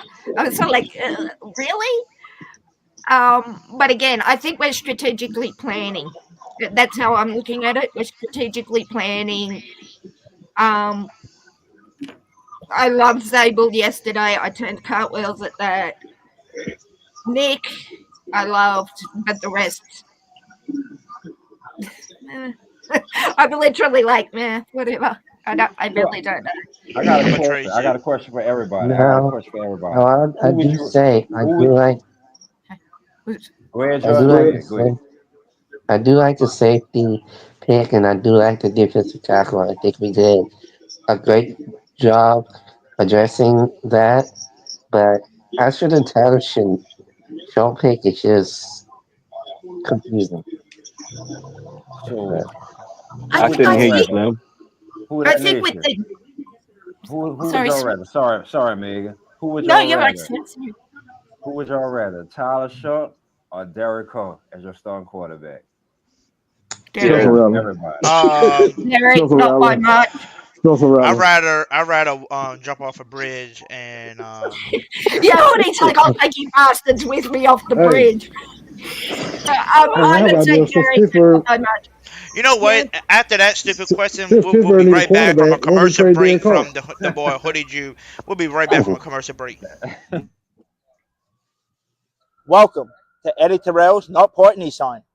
Hey, my name is Hoodie, and I'm a sales consultant at Eddie Terrell's Northport Nissan.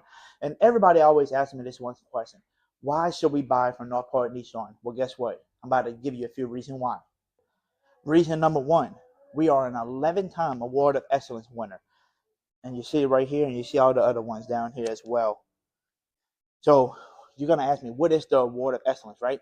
It's an award given by auto manufacturers to dealerships that perform excellent in sales, services, and parts, and in operations and customers' experience. So guess what? That just tells you that we love taking care of our customers, and we really, really reach the limits in sales because of the way we take care of our customers.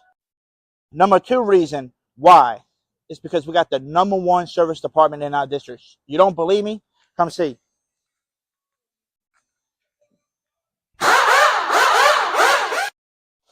Oh, and reason number three, this is a family-owned business by Mr. Eddie Terrell. And guess what? We've been almost in business for 3 decades. And guess what? Many dealerships can't even say that. So guess what that means? We loyal to our customers, whether you bought in the past, whether you're buying now, or whether you're buying in the future. We're always going to be here to serve y'all. So make sure y'all come out here to Eddie Terrell's Northport Nissan, 955 North Highway 190 in Covington, Louisiana, man. Hey, Hoodie, when the business is 98 years old, run by the one family like mine is, come talk to me, brother. But yes, we have the Awards of Excellence too in our showroom down the road. Yes, Cheers. Cheers to the Award of Excellence. Amen, brother. We don't have 11, we have 7, but cheers. Yeah! And the Nissan dealership, if you walk straight out my door and across the park, down 2 blocks, it's right there. Literally straight down. So, yep. Hey, Hoodie. Since Pittsburgh need a quarterback, won't we trade Derek Carr to Pittsburgh? What happened? I said, since Pittsburgh need a quarterback, won't we trade Derek Carr to Pittsburgh? To be honest with you, my dealership won't even let y'all trade in Carr into us. So my dealership won't even accept it. Just saying, we usually accept anything. Yeah, I was going to say, if you're not accepting a lemon like Derek Carr, you got no chance on a trade in Sydney.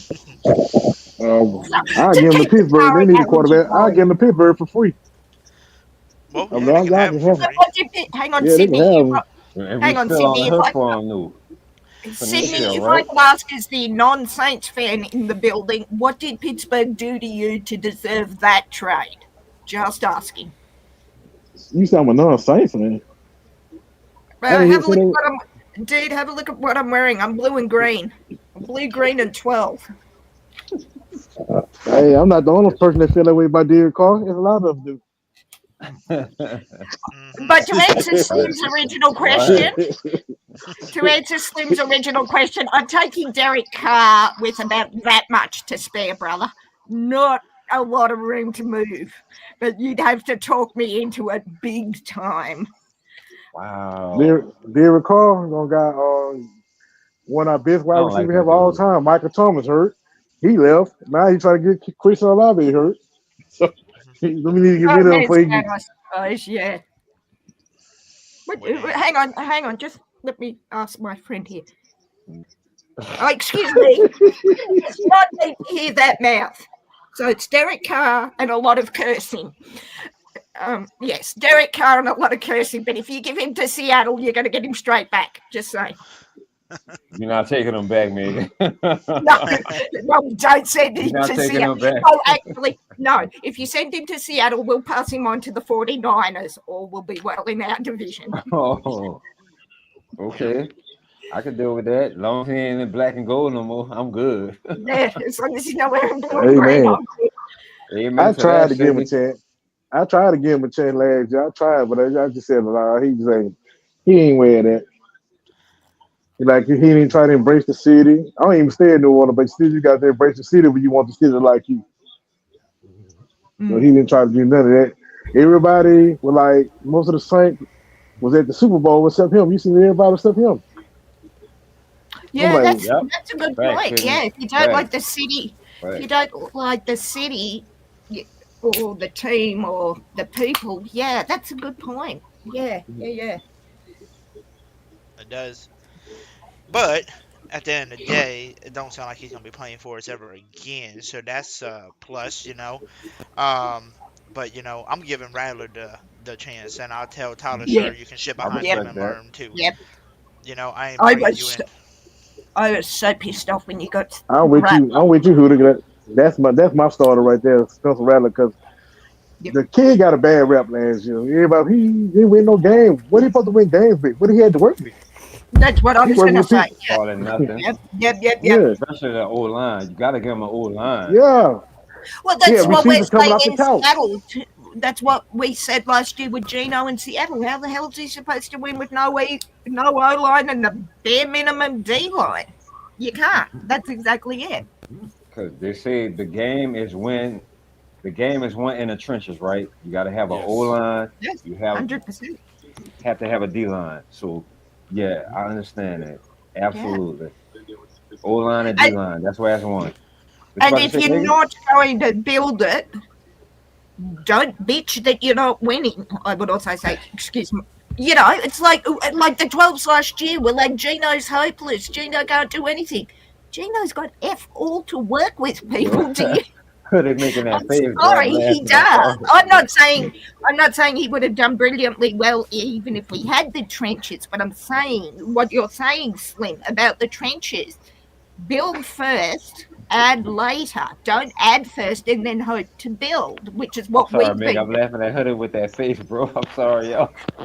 They're making that face. I'm laughing at sorry. Hoodie's face. I laugh generally at Hoodie's face, Slim. So, yeah, look at that face. And can I just say, Slim, on that my note, God. 40. Hey, Hoodie, let me ask you this question. This is about basketball. What y'all think about Joe Dumars and y'all organization at the Pelicans? I can probably answer that better than anybody. I was going to say, Logan, I have not watched basketball since the Seattle Supersonics Go were ahead, Logan. stolen What you from about to say, Seattle Logan? Stars. What's up, So- Logan? What you about to say? So the crazy thing is, Joe Dumars has actually been linked to this team for the last 10 years. He really has. I mean, him and Mickey are actually friends. He's been friends with the Bensons for years. And I was hearing whispers of David Griffin being fired earlier, like in January. And the one name that kept getting floated around was Joe Dumars. I'm like, again, it's been 10 years. There's no way in heck it's going to be Joe Dumars. Sure enough, it was Joe Dumars. So I wasn't too keen on the hire for Joe Dumars at first, but listening to his press conference, I'm thinking, okay, maybe this is going to be the guy that, Zion finally respects. Like, Joe Dumars is going to come in and gain respect from Zion because Zion looks up to all those old cats from the 80s and 90s. I mean, his favorite player of all time was Michael Jordan. He watches film. He's a film junkie. People don't know this, but Zion loves watching old basketball film. So, Joe Dumars. Now, Troy Weaver hire, that's very questionable from Joe Dumars, but I think Joe Dumars, I'm going to give him a chance, like I'm going to give Kellen Moore a chance. So, I'm hoping Joe Dumars comes in, and hopefully when he gets the 4th overall pick, which I'm predicting us to get, he gets VJ Edgecombe from Baylor. I think I'm going to give Joe Dumars a chance because I want to see what a Louisiana native can do and build for a basketball team in New Orleans because I don't know. Because, I mean, his tenure with the Pistons ended horribly, and he's mostly known for passing on Carmelo, Wade, and Bosh. So, but he has built a championship team, even though it was over 20 years ago. So, Yeah. I hope Joe Dumars is successful. You know what I really want to know, though, as I'm thinking about it? So remember I told y'all we can't even trade Derek Carr into my own dealership because we want to intercept them? I wonder if the Saints got gap insurance on Carr. No insurance. My dad worked in insurance for 30 years, Hoodie. No insurance company would pay out on Derek Carr. I mean, he's a disaster. Not even Gap? Not even Gap? Oh, possibly, but he's a They'll disaster. pay partial of it, right? Maybe 1/3 of your overall premium if you're lucky on a good day and the wind's blowing right. He is a natural. Hang on. I don't know about in America, but in Australia, they won't pay out for natural disasters. And what's Derek Carr? A disaster, naturally.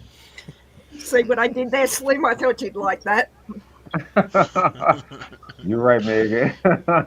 No, my dad worked for an insurance company for 32 years. Man. Yeah, he's a disaster, naturally. So no payout down here, but I'm not sure what it is in the States, though. I do have a question for Logan. I just want to ask you what your thought is. So, you said that the Saints had Sanders as a 4th round pick kind of guy.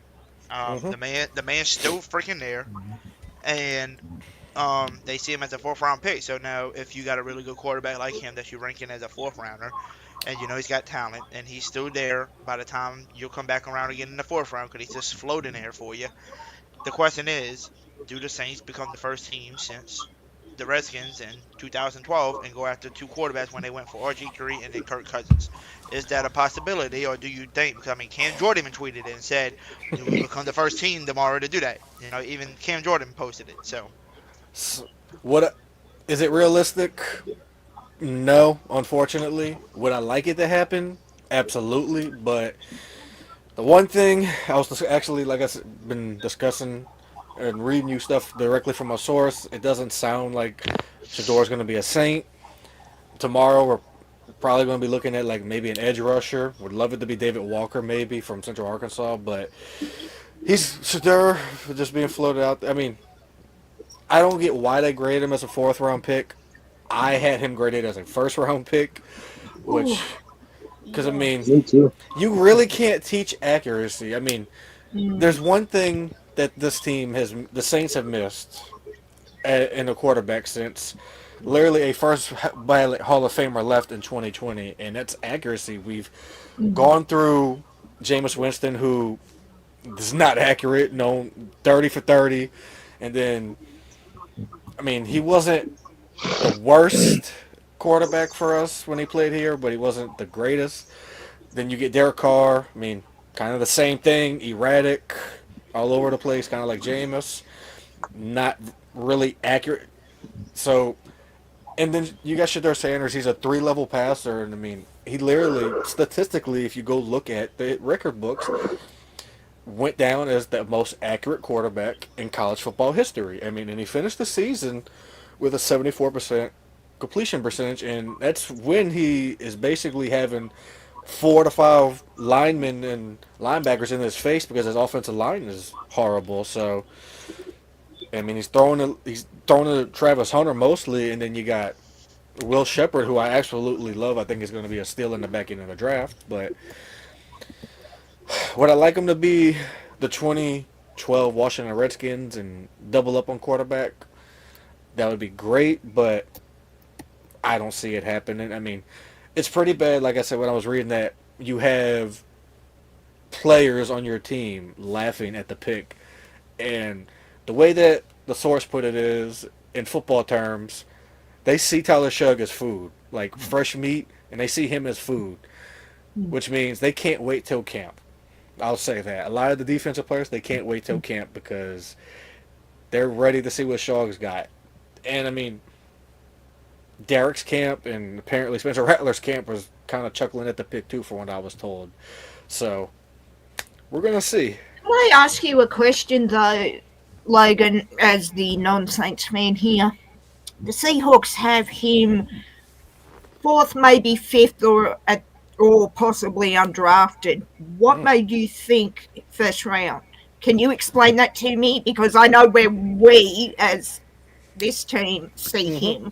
I'm just wondering where the difference is between 4th, maybe 5th, or undrafted for us to you having him where you have him. If that So I kind of graded him the same way people many years ago graded Teddy Bridgewater. I mean, when Teddy Bridgewater came out of college, it was a first round pick. I mean, he wasn't like as mobile as Jalen Milroe is or Cam Ward is, but he was accurate. I mean, I know people are going away from the traditional pocket passer, and that's what Shador is. I mean, they think he's a statue in the pocket, but he does have sneaky mobility. So I graded him as a first round pick because he's got the deep ball. He can throw in the middle of the field. I mean, 3-level passer, short, medium, deep. I mean, he's accurate in all facets of throwing the football, and that's why I grade him as a first-round pick because you can't teach accuracy. Because most of the quarterbacks these days I see mostly as kind of like in that gunslinger mold. I mean,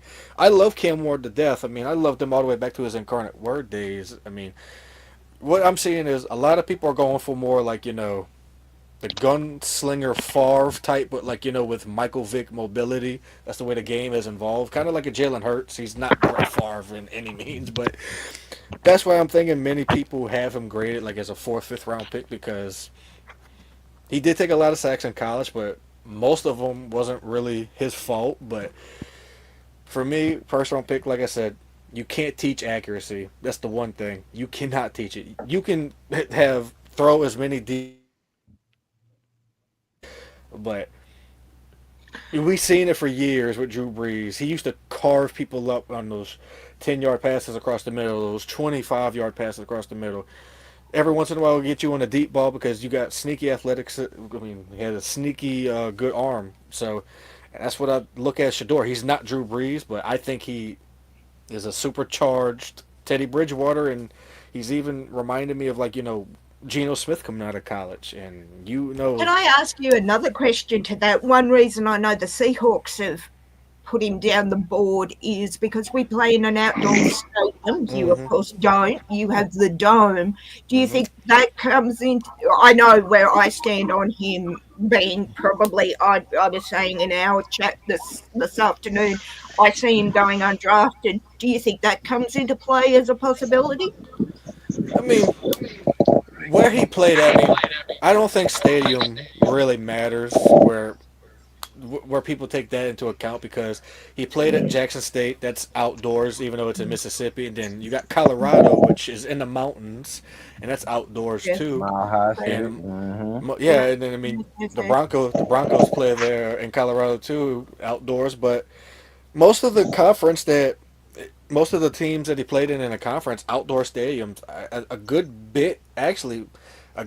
90, probably 5% of college football is played in outdoor stadiums. So, and probably a good 98% of even high school stadiums that he probably played in are outdoors. So, I think he would be good in all the elements played because. All right, let me ask you from Seattle. We're down on the waterfront.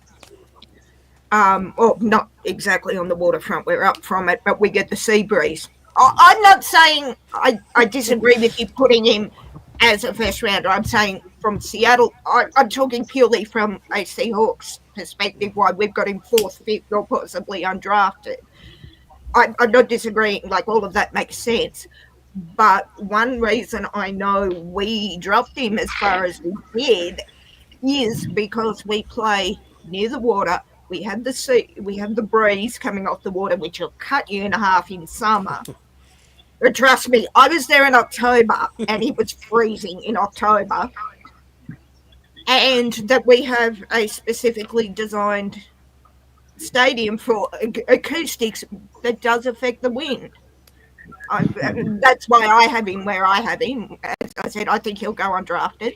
But then I wouldn't be surprised if the Saints do take him or someone takes him in those later rounds. I don't know. I'm just interested to hear. That's all. I'm not wanting to pick a fight or anything. No. I totally get it. I mean, he might wind up in your division after all because if there's going to be any team that I would want to see him go to, I mean, it would be the Los Angeles Rams because, I was explaining earlier, I mean, Sean McVay, one of the greatest offensive minds in NFL football history. And as like I explained earlier, you sit him behind Matthew Stafford for maybe a year because I don't know how much longer Stafford has. Oh, Stafford And- can't be. Stafford's got to be on half a leg and 3/4 of an arm, doesn't he? Seriously, I mean, don't get me wrong. I love Matt Stafford, but he's 3/4 robot at this point, isn't he? So, I mean, you get Shadur Sanders with Sean McVay. It could probably spell trouble for the league. I mean, and oddly enough, for your Seattle Seahawks, because y'all are in the same division. So, that would be the one team I think would make the most sense is the Los Angeles Rams at this point because I could see, as you said, because of McVay. Just don't, for the love of God and every Seahawks fan sanity, don't send him to the 49ers, please, and thank you, Jesus. I have heard that the Niners are sniffing. Whether they take him or not, that's what I've heard from our division. that would be interesting. It'd be interesting, wouldn't it? I think he's better than Brock Purdy, and I mean, I think Brock Purdy's a pretty decent quarterback. I'm not a fan of Sanders, and I will join that chorus. I'm just saying. I mean, it could be interesting to see Sanders with, McCaffrey, Kittle, and Ayuk. Bosa. I mean, Shanahan is sneaky, but I don't think he I would don't pull the trigger. think the Niners will pull the trigger on him. I don't see it. I see the Saints doing it before the Niners, but Oh wow. That would be If interesting. he don't get picked in the fourth round, I just don't see him getting picked at all. Undrafted, yeah. If he goes undrafted, I'll be pleasantly surprised. Yeah. 'Cause No, then That'd be sad. again, I'm hearing us in our division say undrafted, but hey, prove me wrong, guys. Have the Saints take him, I'm not going to be upset. Hey, If he think don't- of last year, Rattler. Just think of last year as Rattler. Remember, everybody thought the year before that he was going to be like a first rounder, but then the next year they said, okay, he's probably going to be a second rounder at least because he kind of dropped off a little bit when he went to South Carolina, and he wound up going in the 5th round. So That's a good point. Sanders great could go in point. the go in the 5th round I'm too. I'm not saying Sanders can't go late round, but I'm saying who's going to the Saints, maybe the Niners, outside chance. But you notice it's hurting his brother too, because Charlo ain't gonna get picked until Shador get picked. Well, does that mean you get two Sanders, the brothers, undrafted? I'm not saying. Oh man, that would be interesting. I know I keep saying he'll be undrafted, but okay. So the Saints take Shador. Where's the brother go then? I don't know if they're gonna take Shador. Hey, this is what I see. If Shador gets drafted, let's say in the 5th or 6th round, and his brother doesn't get drafted, then his brother's probably gonna follow his footsteps and figure out, okay, where you got drafted, I'm gonna go and see if they need me there. Maybe I can make the practice squad or something. Why not? Would the do brother better? go back to school though if he's He can't. undrafted? Oh, he can't. Okay. He was a 6-year guy. Hey, Dante. Oh, was he 6 years? I thought he was only 4. I don't think the brother was only 4. Okay, I stand corrected. The right is back. Oh, All right, how are you, good sir? Good to see you. I'm sitting back listening to you. Sorry, I'm on 48 hours no sleep, brother, so not sure I'm making a lot of I sense. got a question for you. When is our next pick in the 4th round? You got like 2 4th round picks, or when's our next pick? Ours is until 172, I think. Our comp picks. 172. 172, which means I get to sleep in till 2:30 instead of midnight. Yes. Our next pick is we got 112, so we kind of pick a little bit earlier. I mean, we pick Early that. next tomorrow. All right. So Yeah. tomorrow we're at 112, and then we got 131 in the 4th. Okay. What do we got? Where am I? 112, 131. God. Okay. I'm Yeah. picking Where y'all think we going? Sanders. Where y'all think we going? Where y'all You'd think have, we you'd going? have to get Sanders then. If I'm you thinking go, it's gonna be a defensive end. I'm hoping it's David Walker or Braden Swinson from LSU. Hey, what about that would be nice. What about the corner from LSU? Oh, I would love. Let me tell you this. which one? Zaya Alexander. I went to Yeah. college. I went to Yeah. college with him when he was at Southeastern. I got to see him play with my own eyes when I was at Southeastern, when I had to cover the team for the television station on campus. And there were some of the coaches, when he was at Southeastern, they said he was Richard Sherman. So many of those coaches there. Oh, wow. They said they was comparing him to Richard Sherman. The head Well, coach if you was. oh, dude, grab So- him. I love So, the and I mean, Sherman. and then when he went to LSU, I was so happy. But my personal comp for him, because I mean, everyone knows I make these guides and comps. I mean, is Megan's gonna know who this is Byron Maxwell. So that's my comp for Zai Alexander. No, Megan's not going to know who that is. I know. I said you were gonna know who that was. So I was going to say, brother. So, I might be on 37 cups of triple shot coffee, but I know who that is. so I think Zai Alexander would be a Actually, steal. that's a nice comp for Zai. Yeah. It is. Yeah. So yeah. I see that. mean, and then this is probably me just being the Southeastern bias. If anyone remembers Robert Alford, I mean, he's like a little bit of a taller version of No, I Robert don't know. Alford. Okay, 1 out of 2. 1 out of 2, Logan. Ah. I got the second one. No, I don't know. But the He played for Atlanta. So if you remember the Falcons Patriots Super Bowl, he was the only person on Atlanta that had the pick 6 in the Super Yeah. Bowl. That was he yes. actually went. Okay, now I got went it. Yep. at Southeastern Louisiana University, 2nd round pick. Even I can't believe it to this day that we had someone pick that high from my school. But he's a little bit of a taller version of him, and Byron Maxwell. I think that's a great comp for him. And anyone who gets Zai Alexander is getting a steal, and he's lock up. He really is. All right, excuse me one moment while I make a phone call to our general manager, Zai Alexander. Get him up from under the Saints. If you've got to move up, John, I do not care. You did today. Let's make that happen so I don't have to. So I can justify getting up at but behind a clock to make that happen. But, actually, I'm gonna text the boys I play video games with to make Am that. I the only one? Am I the only crazy fool that would trade for Jalen Ramsey for a late round pick? Yes, crazy and fool are 2 words, and the bear and I would use to Crazy and describe fool? you. Okay. Yeah, No, I won't trade for him. saying no. Yeah, but what would you trade for him? What's your trade? A late round pick. That's what I said. Like a late Oh. round. Like a I wouldn't. I wouldn't. That's because you could have kept Marshawn Lattimore. So you gonna do that? So here's what I'll say to that. I mean, I was on the trade for Jalen Ramsey train too until someone in one of my group messages saying, "Okay, you're going to trade for Jalen Ramsey, but have you seen his contract?" I said, "No, I haven't. Show me his contract." So when they showed me this contract, I'm like, "Well, let's just draft a corner then, or let's go sign Asante Samuel Jr. Even though apparently he's got bad medicals." So as much as I would love Jalen Ramsey, I'm okay not getting him because his contract. I got you. Yeah. His Yeah, contract the is probably just as money bad as is- Carr's. For a late round pick for the money. No, right. I didn't know the contract. This contract situation. So yeah, I got y'all. Yeah, If the contract wasn't what it was, or what I would it be all is, for it. I would tend to fire the torpedo, damn the torpedoes, and go for it. But yeah, I'm with Logan with that contract.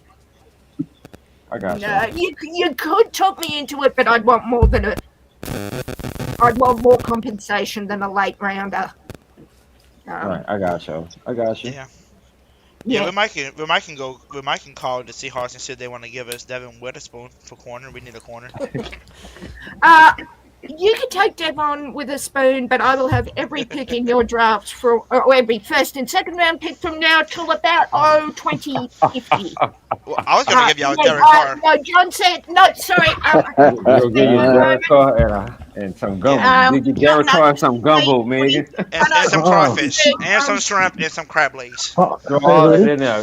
John said Crawfish, all tickets. that. Hang on, no, I've got the text here. John said tickets to Mardi Gras. Hoodie, we'll give him Derek Carr and Mickey Loomis. And a Hoodie Jew autograph. First and Don't second make it round move in a bunch. Hang on. First And and Mickey second Loomis. round picks from now till 2070, and Hoodie Jube to get him a new car from his dealership while wearing that lovely pink shirt. Ron Schneider's words, not mine, boys. And we will talk about that. But yeah, that's the minimum trade we will discuss. And if the pink shirt's not thrown in, no deal. Sorry. What about Mickey Loomis then? Throw Mickey Loomis in the bunch. Yeah, like Cindy said, throw Mickey Loomis in there. Mickey I'm Loomis. thinking that pink shirt. I don't like pink as a colour, but on certain men like Mr. Jube, it works brilliantly. I would go and buy 10 cars, not that I need to, because I have my own family dealership down the road. So who is the best wide receiver in the draft? Who y'all think is not available good wide receiver out there we can probably draft? Ooh, That's real good. That's a good question. That's a good question. That's a good question. Oh, you're talking to me. Oh my God! Wow! You the expert. Yes, sir. So for me, so for me personally, the one receiver that I would have liked is Jaden Higgins. The Texans got him and his teammate. Texans got him, yeah. Both the Iowa State duo. But right now, if I had to go after a receiver, is Jalen Rolls, who I mentioned earlier. I mean, he really reminds me of Mike Wallace, who used to play for the Steelers many moons ago. Yeah, I was good. Mike Wallace. I mean, That was a boy. Mike was bad back in the day.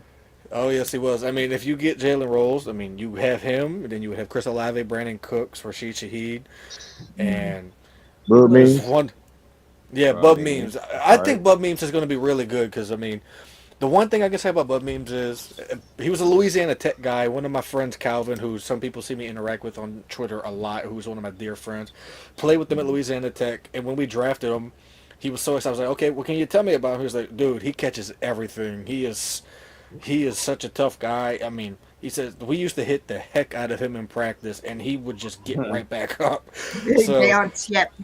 So I think Bub Memes is going to hopefully get a lot more run than he did after everybody got hurt and sent to Oshner at the end of the year. But yeah, Jalen Rolls would be the one guy I would go after. I mean, he's still available.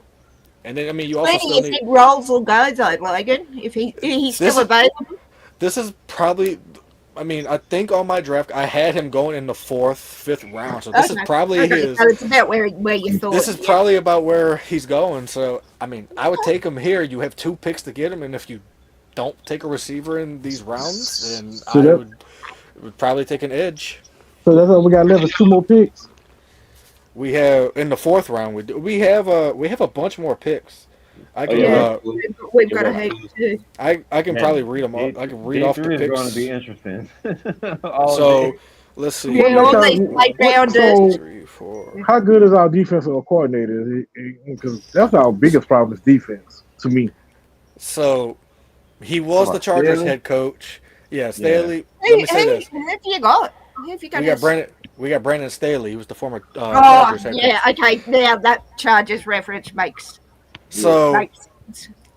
That was the first name that came up when Kellen Moore got hired. That literally was the only name that I was given when it came to like who his DC was. I'm like, I don't know who his DC is going to be, and literally source for text. It's going to probably be Brandon Staley. Okay, so 3-4 defense. I'm a huge fan of the 3-4 defense because I love the 3-4 defense, and the only reason why I love the 3-4 defense is because when they ask you, if you know a defense that you have the most trouble with, Drew Brees said, I always have problems with the 3-4 defense. And if you got some horses on that 3-4 defense, it causes. Oh, look at Tampa. Tampa used to run that, and Tampa caused trouble with that 3-4. I still run it to a good bit. I mean, if you look they at don't do it as much as they used to, I don't think, but they still do it. Tampa ran it, but they couldn't deal with the Saints offense, though. I ain't gonna lie to you. Let me say this. Real tough. Drew Brees, right? I mean, Drew Brees went up against one of the best 3-4 defenses. I mean, I've ever personally seen. Apart. Yeah, I mean, he went up against one of the best 3-4 defenses I ever seen when he went up against the 2011 49ers when they went at Patrick Willis, Navarro Bowman, all that. I mean, 3-4 is really hard to stop if you have the perfect personnel. All them linebackers, linebackers. And Justin Smith on the D line. So how do you feel about the kid that we got lining on side of Breeze, lining on side of Brian Brzee? Oh, Vernon. So didn't know much about him. I had to go do research before right after we picked him, and the dude from once I Texas, started right? Right. Once From I started, Texas? Alright.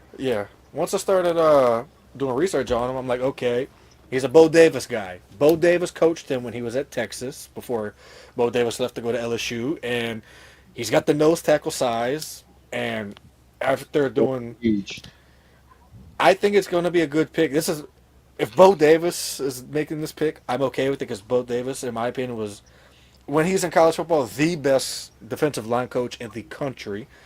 And the comp that I had found for him when I was doing research is Michael Brockers, who actually, oddly enough, played for LSU and even the Rams. So the one thing Brzee is good at is pass rush. The one thing that Vernon Broughton's good at after watching film is run stopping.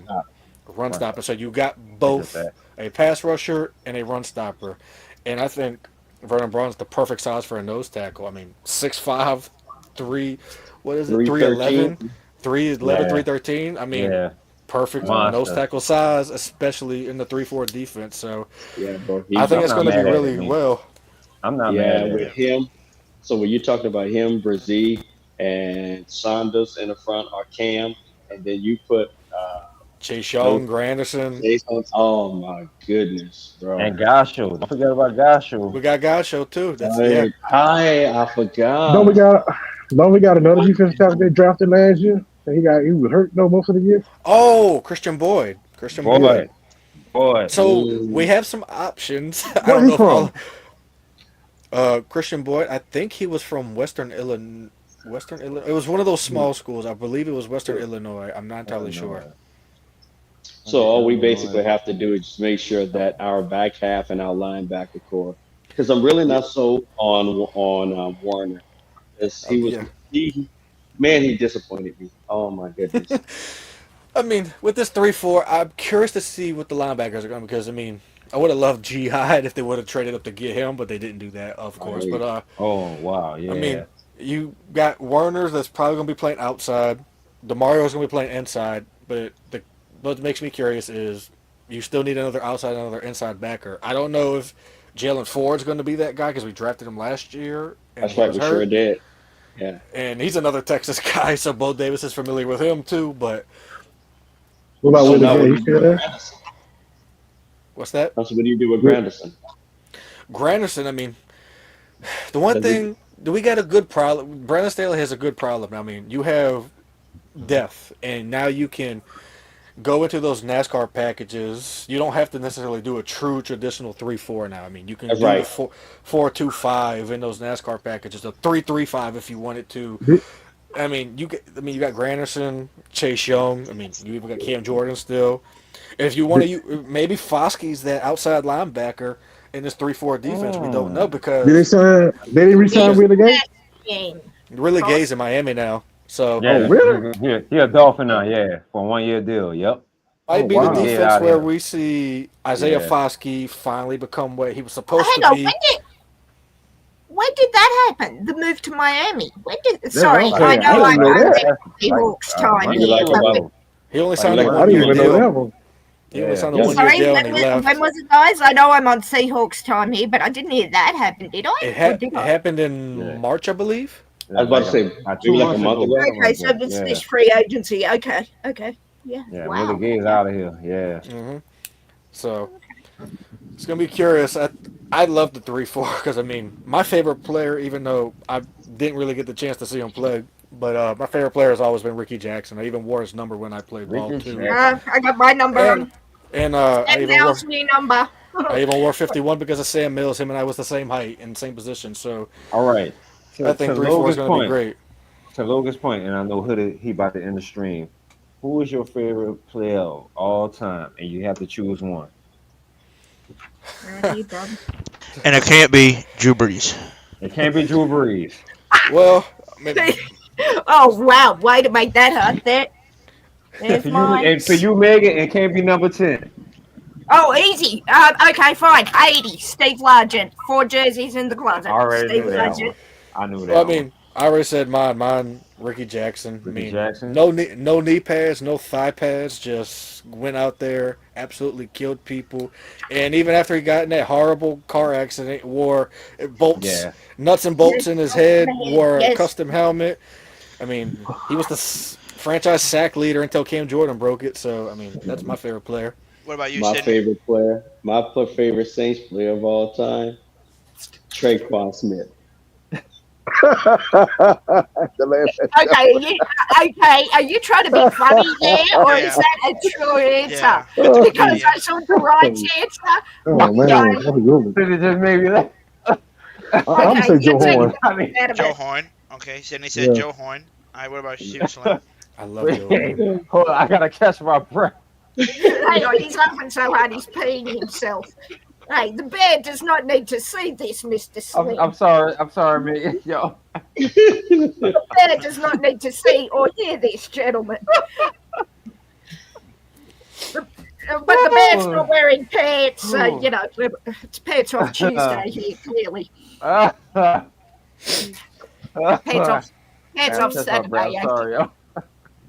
All right, while he catches his breath, Sorry, right? I'm Tell me your favorite Saints player, your real Saints player, not Trick Warren. Oh man. You know what, Joe, bro? You know that's a hard one, man. Because there's a lot of people that I admire. Right, you gotta choose one, brother. You gotta choose one. Well, you know what? Believe it or not, my favorite player since I played the position, my favorite player has always been, man, since he's been with us, Alvin Kamara. Because I mean, the way this guy read the hole and explode through it and just has that burst, man. Just have that vision.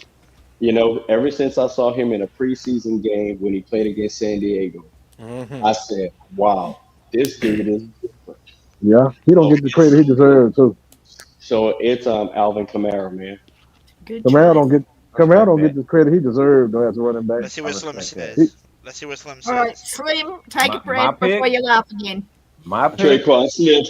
Traquan Smith, whatever. Should have stopped, That's like saying Russell Wilson is my favorite Seahawks player. Never going to happen, by the way. Oh, excuse me, I puked in my mouth. Well, stop saying Traquan. Boy, you killing me, boy. Oh, man. For real talk, my favorite, not Drew Brees.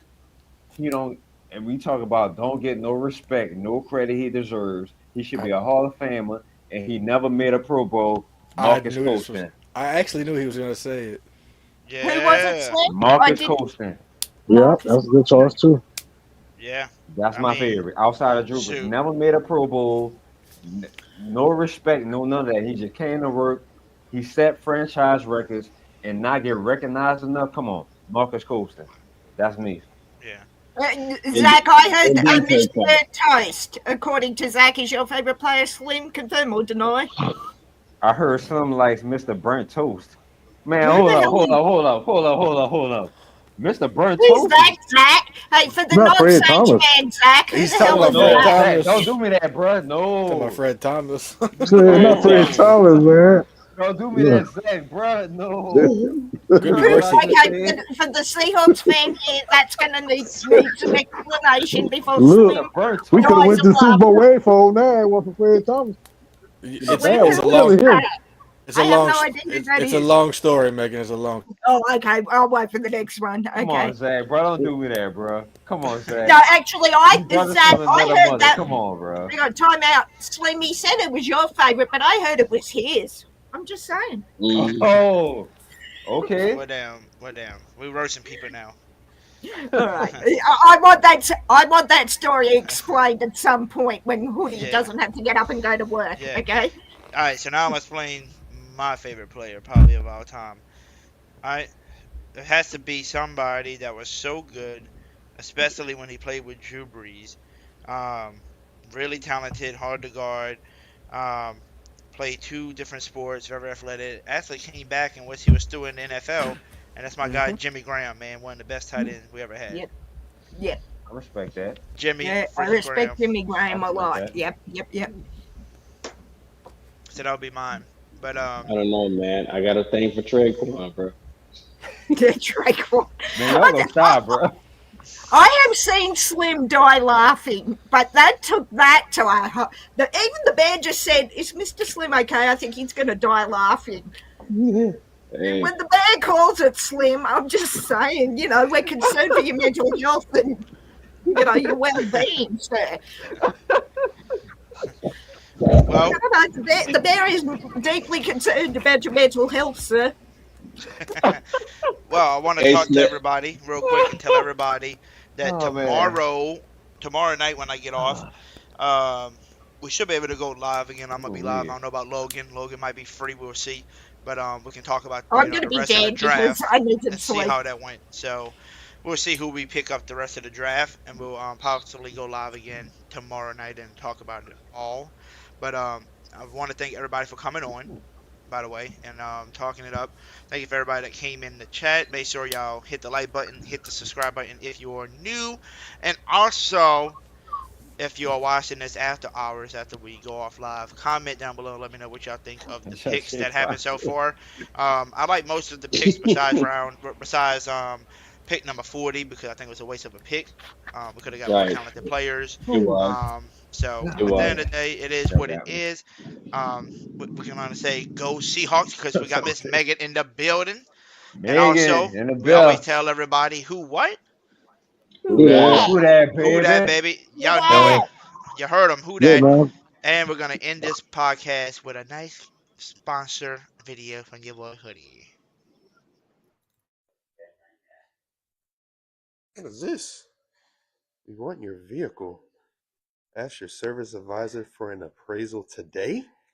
In minutes, you'll have a cash offer. Wow. Sounds like a great idea. Hold on now. Did I just hear you read this sign? It sounds like you're very interested, huh? Guess what? You read it right. We want your vehicle. You know why? We need to add to our used cars lot. You know why? Because we're getting very low. You know that tariff's about to hit too. So guess what? We're probably going to be paying more than what we really want to because we have to add these used cars lot, right? But guess what? You need to make sure you come see your boy Hoodie, or you can come see your boy Aiden, who's the cameraman as well. You got to come ask us to appraise your vehicle. Yes, we buy vehicles, and yes, we trade in vehicle as well. So make sure you come add to our used car lot, and also come see what we have on the lot as well at Eddie Terrell's Northport Nissan in Covington, Louisiana. So come on, we want your vehicle. Yeah, you heard it. Come down, trade your car in. Let me buy it. Come buy a new car. Whatever. Just do it as long as you come see us. The 11-time award of excellence. Let's go down the road. It's going to take me less time to get down the road than to go and see you, sir. I appreciate y'all having me on here. This is my first time. I appreciate it. Yes, no problem. Take care, Cindy. Come back, Who that, everybody? Come back, Cindy. Bye, guys. Who that? Run it up, Finero. Say what they lie. Say what they lie. Say what they lie. Say what they lie. We claiming black and gold. We claiming black and gold. We claiming black and gold. We going to the bowl. We claiming black and gold. We claiming black and gold. We claiming black and gold. Saints going to the Super Bowl, talking black and gold. Young Nolan Hoodie Jew wanna beat me like you know. Chris Olave, MT down the field.